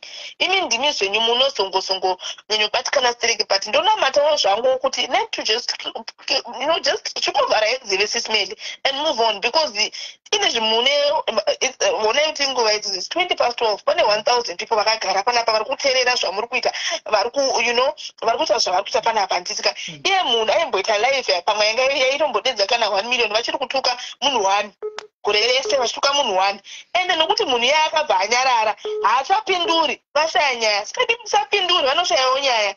Don't respond to them. Zvazvo kuti mombotora time momboenda palive mombotanga kuda kupindura nevanhu, musavapindure, just keep quiet. Energy my titi was a very controversial, tichozana chokwadi handina ndisket family, very controversial zvokutodaro. But nenyaya yekuti vairesponda nditika munhu aigona kuti 5 hours live achingotukira ende tinonoungana ikokoko, because we just love drama as Zimbabweans. But you're doing a good thing. Makuto imimi since I know I haven't been following you for a long time, but kudara pandaenda kumbodongora mapage enu ndaingoona musema live from South Africa muchingobatsira vanhu. Toda kuti vatipotwe, toda kuti mudai avambofi vakambobvisa chiri pamuri sis Melly. Tinenge zvikanzi maenda kuSouth Africa, zvikanzi matipotwa, zvikanzi maenda kuZimbabwe. The work that is in you chamakadanirwa chinhu chakasimbisisa. Zvokutoti imimi munofanira kungoti Mwari ndibatsirei kuti ndikontrole nebasa rino iriri. It's a calling that you have. Zvakafanira munhu anopa anenge atori necalling yetodari, but haakwanisi kumira pamberi pevanhu achiparidza. Imimi calling yamutori ndeyekugadzirisa malives evanhu nokuchinja upenyu hwevamwe vanhu. Pamunofa Jesu Kristu anofanira kutosvika pakuti Melly, you did a great work. Yes, ungaone zvitadzo zvese zvawakatadza izvi, but izvi zvawaita izvi mukati meupenyu hwevanhu kuti chinja. Handi makabvunza last time muchiti veko vanhu vakapatsoda vheko ngavaise matestimonies, handiti vakambobudikira here? Hapana. Right now vanhu vangani vafoni apa pasis Melly, hapazi 2-3 people vari kuti sis Melly makandibatsira nenguva yakadai, makandibatsira nenguva yakadai, makandibatsira. Their testimonies that should make you stronger and strengthen your ministry yamuri kuita iyoyoyo.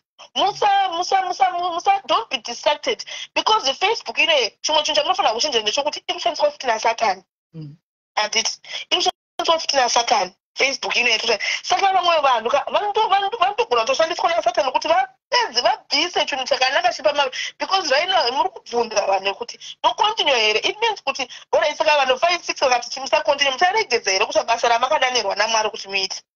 Azvingambodaro. Continue helping people the way you are helping sis Melly. Continue changing lives, the people whose lives you are changing. Corona yakakumirai kudenga. Saka don't give up on what you're doing. Thank you. Nasi ndikataba pano ndiri stronger, handichaite strong futi. Thank you very much Kola. Thank you. Guys, muzoziva kuti ndikuita kurenewiwa, so kuita kubikwa, kuita kurenewiwa, so muri kunzwa nemakolas aya masho kwekuti ndakandisiri kutombomatarisira. Anditi maona. Thank you very much makolas ese. Thank you very much guys. Thank you. Kana pasina mwada kufona hapo ndanchimbodropa mungu achifona post pane munhu anga aripo. Wandisa makosa kuritana back. Yeah. Hello, Akoma. Hi, dear. How are you? I'm fine, thank you. Murisei. Right. Question for you, sis Melly. What is your heart telling you about helping people? The funny part of it, to be honest, and that day I said, Anchadi, please. And I told myself, Anchadi. But mangwana ndichimuka ndakanga ndichitobatsirana nawo vanhu kuseri nanhasi vandobatsira navo ndakatoona kune zigurupu ravhurwa ndatoedzwa mukati indati enozokaima announce you but isati tokumbira kuti tibatsire ndakabva ndapera power mwoyo wangu wakutotaka kufamba futi vanhu vaya saka exactly that's your answer sis Melly. It's never going to be an easy road. It will never be an easy road. Kubatsira vanhu, it's never an easy road because muzvinhu zvese zvakanaka zvatinoita, it's not everyone who's going to appreciate the good in you. Just take an example of Jesu paaifamba. Jesu akaitwa sei nevanhu. I'm not saying kuti muri Jesu, I'm just saying look at the picture of Jesus. He had come to help us panyika. Asi akabatwa sei nevanhu. Kana munhu uchiita chinhu chakanaka always in life, there are people vanoda kutsondora, vanhu vanoda kukanganisa, and like what someone said, paFacebook panotofamba Satan, because it's not everyone who's for God at paFacebook. And you should know that there are some people vane godo, and there are some people who are very toxic paFacebook. A lot of people vantaura zvakashata, but there are a lot of people, SIS MELLY, who also love you. Like from the bottom of my heart, I see you as my sister, and I appreciate zvese zvamunoitira vanhu. And I think it's your calling, because it's not itarisai paFacebook kuti vangani vanoita zvamunoita, vangani vari kuita zvamuri kuita paFacebook, helping, you're reaching people everywhere, kunana Fiji, Kupi, kunana South Africa, Zimbabwe, everywhere where there's a Zimbabwean, you are always there to help and assist. Saka inini, I believe kuti if your heart is telling you kuti I should continue nene ministry yangu, I should continue with my calling, then by all means continue. But muchingozviziva vakoma vangu kuti sometimes you need to kneel down. Moti Mwari, the road is tough. I can see kuti it's very tough. But batai ruoko rwangu mufambe neni. And God will always walk with you, and He will help you in your ministry. Musamboteerera zviri kutaura vanhu, because zvizhinji zvacho ndezvegodo. There's a godo, and it's just people being toxic. And kazhinji kacho igodo, because people cannot do what you are doing, because it's a calling. God is working with you. That's all I wanted to say. Right, thank you very much, Kola. Thank you. And Paita valid comment yanyorwa naPrada goal up. Yanzi tiripo isusu madhayari zaende tiko comment here. Hanzi, stop going to other platforms to defend yourselves. I think you are 100% right there. I think you are 100% there. Because unengo chiti ndikuinda uka kuno support vamwe vangu wantu kufamba, but sometimes unozongoona zvinenge zvakutozobuda kuti sisiri ndainda uchiti tikufara ndi vamwe tikusupportana aka guys kuzoita tuntoto wega futi unochinza vava vaiti vabatisani nevamwe vanoita zvinhu zvavo vega woti tega ndinde kuno supportazve handiona. Then chandakaona nini ndingori nechinje chekuti ngatimbonzwa America yapindura. Hello Kola. Hello Kola.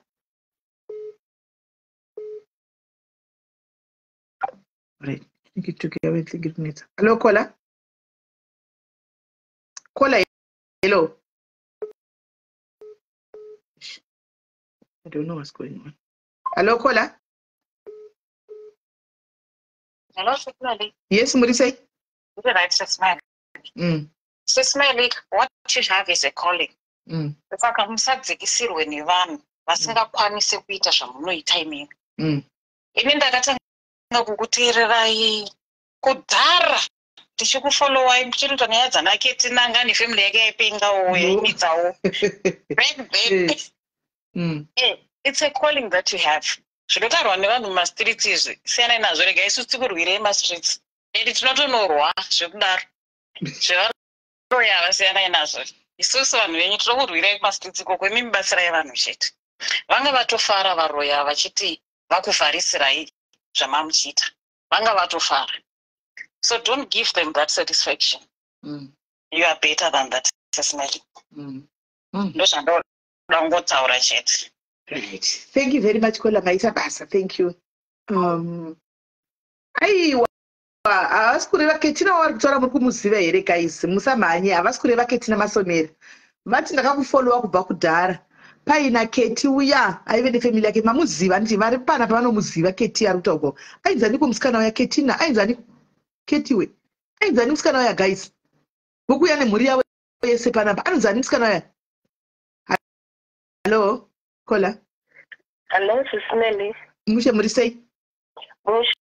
Mushe inini ndakakuteerai kubva kudhara dhara muchakanga ndisi vanenge vari kungori kumashiri zvebhiti iri kumateresi but totokusapota zvekudaro takukona muchibatsira vanhu vakawanda stereki zvokuti mukatora mufananidzo even Jesu chaiye chaiye akarambwa nekwake even vaiti vari padhuze naye vakamuramba asi akasvika pakupedzisa misheni yake yanga iri yekufira vanhu. Saka inini dai maizviita panyama kana kuti pakufunga kwenyu zvakawanda mishuwa zvamakaita pass through zvokuti mungadai makasiya but iye wacho anombokupai simba rekumisa ndiye anokupai simba iroro nepfungwa dzamuinadzo dzisiri dzenyu nimi asi dzaanokushandisai through kuti mubatsire vanhu.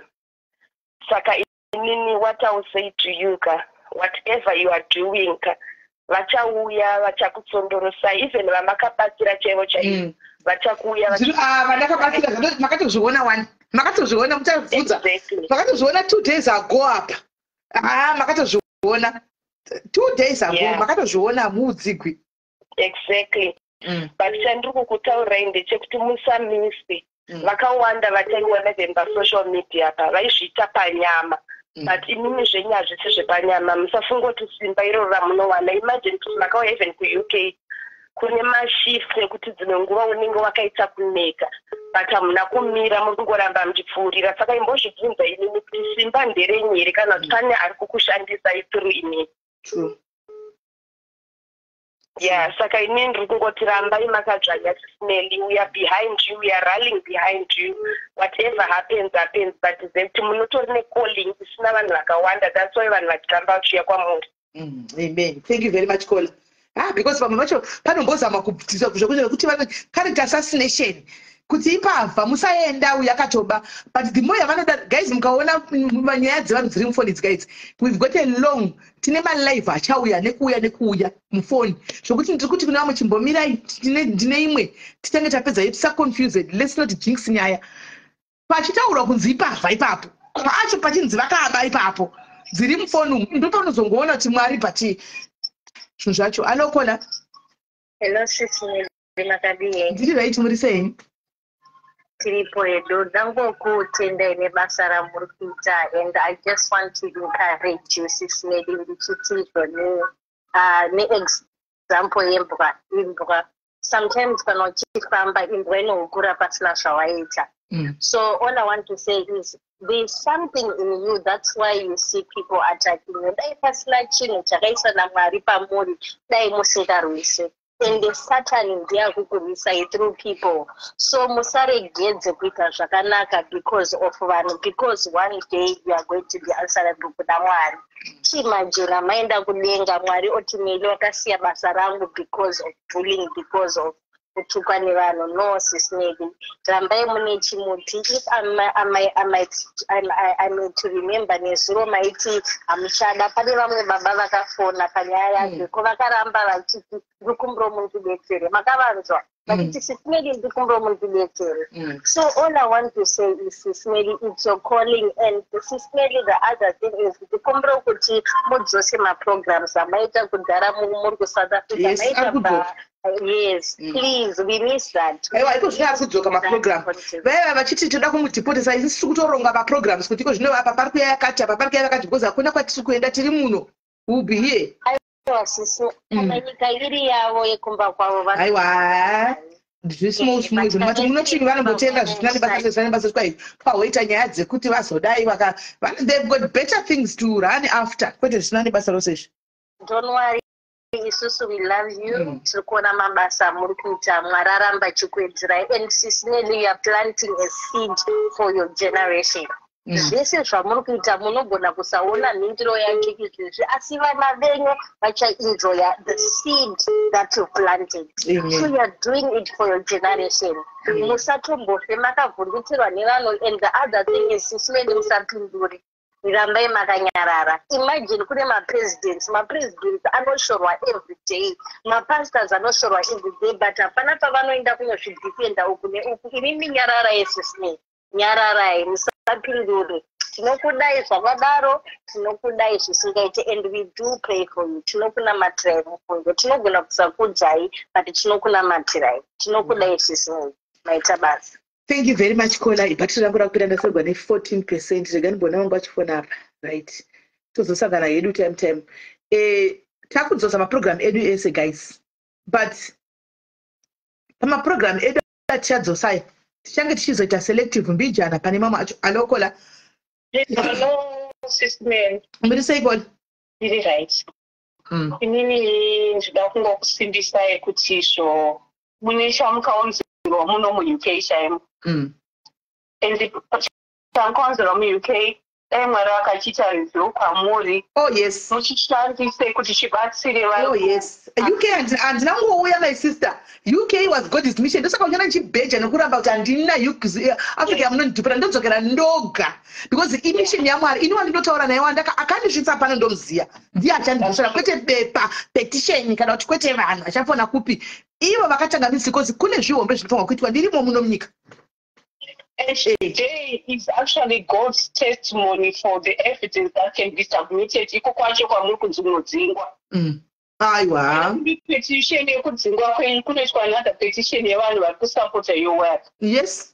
Saka musatye. Sister Nyanga. Like the previous caller atauraga.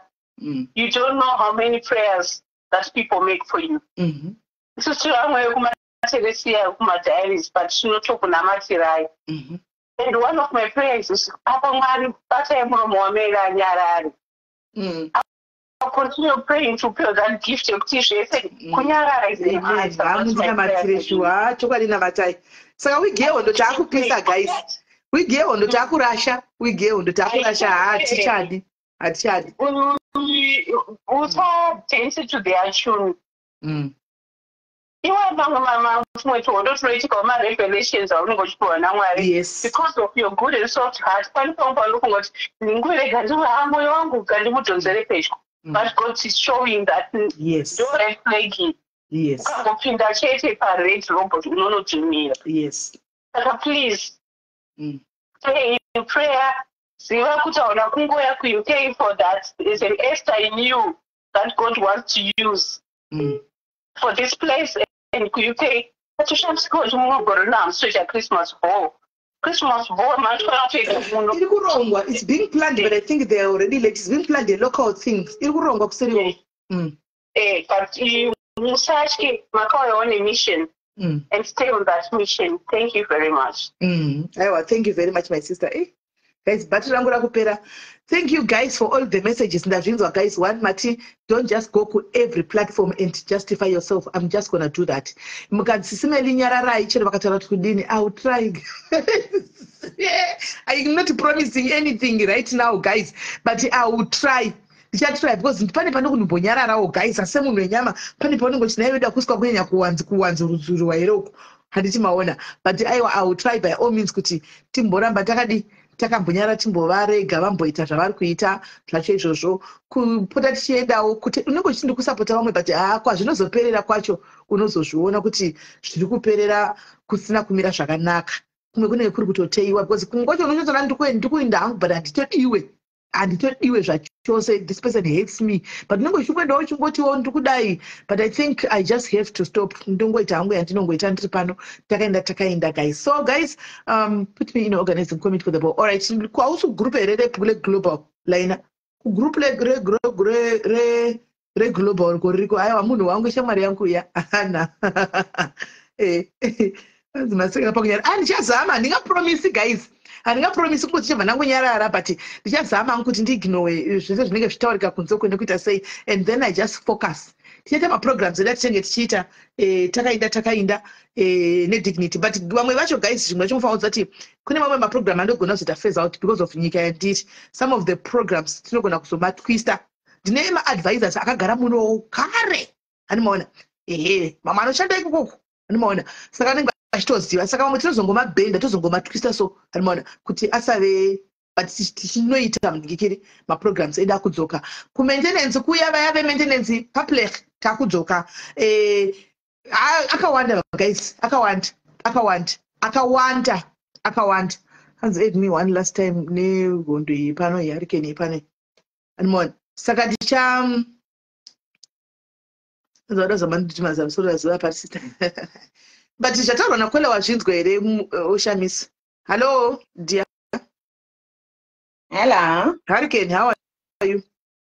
Shandiswa kuona iwani. Chikukuona wanisu. Kina gori yalacho. Nakera kajarizi. Guys, mwana mastiti muchike anyway. Shatino mbona ita kundakashikigwa mai mwana mastiti. Anenge akakombiwa comment section inenge chuya ari 1 anenge achidonza tabu ari 1. Tikati if I can tell you SIS MELLY dzimwe nguva ndendiri pafasting asi ungopinda mumastreets ndozopepuka ndatuka munhu kuti nei mwari zvandiri pafasting.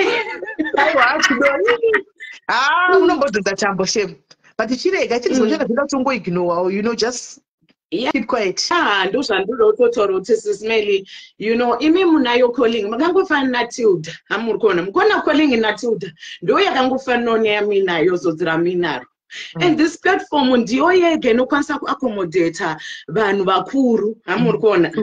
This is the only platform amungamboende mumastreets muchiona vanhu vahombe vangu vari panapa diaries nevamwe vanomboya panapa diaries.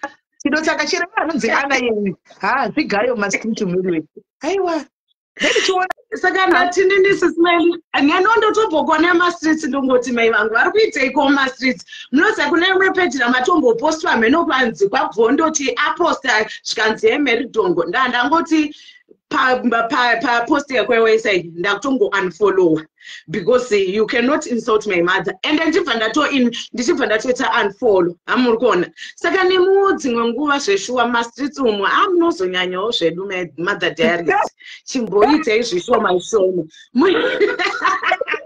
chimboitei shoma muchienda kumwe kwakakosha kumwewo just let it go hamuri kuona kumwe regerai zvenyu kuenda ndozvada kutoti kuise tusenzi yangu kuti mastreets tichambirane masinamiwo mamwe maplatform aregerai kuendako because nemo munonyatsoziva platform inoyi tikadzokera pakutanga paipai vanhu vakuru vaifollowa panapa because it's a helpful platform. Vakatozara vanhu vakuru ndo vakazara pano. Exactly, ndiyo yega platform iyoyi maybe nekwatilda anaaccommodata vanhu vahombe hamuri kuona saka nemiwo for now chimboita ilolo mumastreets tiite zvepedu papeji tazvinzwa pamberi nekumirira vanhu pamberi nekumirira vanhu pasine mbavha musambochichidzirwa imi taona vheko akuti anenge angakutoda kutochichidzira mobhoys achiti wakuda kuzadza pasi kudii saka pasine mbavha SIS MELLY kanga netilda aisombotretenwa kana nyaya yekwana makoroko but she didn't give up chero chinatsoona kuti munhu anenge ari kutretenwa kuseri she did not give up saka imi mirambe makatsika ipapo nemiwo takamira padiaries ikoko. Thank you. Alright, mwanangu iri bodo taura kuseri. Okay, bye. Guys, Hurricane chaiyo kuti hai ndomboenda ndoti nai chido chimbosiya konzi alright 2 minutes uyo undoshiya kuti zvimbori pai zviri kufamba sei neanonzi Lia Banda zvakaoma Lia ndofunga ndingachida zvibhakira paground chaiko aripo ipapa hondo dzine vana vaka zvakaoma but vakatoti wandei vandotoona hondo chaidzo kutoti ndotombogwadziwa moyo ndoti tosvike picho chimboita hondo idzodzi kudai but anyway guys ndakunzai I'll try by all means anditika pane mapeji yamwe anondipota chimbodongorera vachinishanyirawo pano andimaona vachinishanyirawo saka once in a while ndopota chinodongorerawo nchishanyawo kwavo once in a blue moon kungosvikapowo ndosheyawo zvinhu zvavo andimaona tongosheyawo zvinhu zvavo ndobva hangu ndodarika zvezvi zvakangonaka ainzi Chivasa Meladin Chivasa tatenda dzirikwa natatenda makawanda makatoti wandei makatowanda vanatariro muganyava makawanda mazinde ndichiona zvangu sometimes ndaitotaura nezuro netimu rekugroup kuwhatsapp group ikati vana ava vandomboona ndahondo mastreet ndichavaitirei paupenyu chii chandichavaiitira paupenyu nokuti hondo dzimwe dzavanogwa matukiro mamwe vanoitwa. Pana vamwe maiso vakaenda vakanogwa hondo vakatukwa zvakavagwadza vakadzoka vachichema. Maisimba vakadzoka vachichema kumastreet vati ndiri kuenda kuhondo inonogwa amenoko vakaenda vakanotukwa vakadzoka vachichema. Anoona ndikati hazvisi zvenyu senai nazvo zvokupinda mumastreet. Aiwa liya isoja chairo chairo rekutodaro ndinototaura nesu kuti ndinoda kumbokombera listi yevana kungokombera listi vana vashuwa ndovaitirei naye kuti kumwe kutuka kwacho kwanoita kudha vatodhiserve izvozvo but vanenge vachitotukirwa munhu wacho azivawo kuti vanoti nyararai hachanzwi but aiwa chaisa I try to promise you kuti ndichatryawo by all means anditika guys saka paikona bhati rangu rakupera chiregai ndiende tozodzoka tichionana time aiwa tiripo thank you for your support anditika tinenge tiri pano thank you for your support tichienda takadaro anditika God bless you guys and thank you for all the messages thank you all the star senders mwana kuita musikangano hanzi ndakabloka najekesha nezuro vana basa ana ndiye munasangana kana akasataura nezvameli akasataura nezvana macelebrity mamwe kana kuti hana kuna content akatozama maskiti chaiwo zvikaramba skiti chairo rakaramba kubuda skiti chairo kuti adai aita 4 comments akaona kuti hazvichaiti zvesikatika ndi atake vanhu saka uye ndiye munasina kana relevant zvake hana basa uya ndiro zvishora chandamitra chivideo nendangomusiya achingowashuka achingoenda akadaro but anyway tatopedza naye anomaona so guys ndakuenda tozobatana time tozobatana time hanzi yedu kuri kevasingu ndichauya ununudza kuti rini kupinda uya pane ndipo off ndongo yako vendondiruka makusenje sure nezvatopera so guys tobatana time andika tiri pano hatina kwatiri kuenda pano pedu thank you for your support keep supporting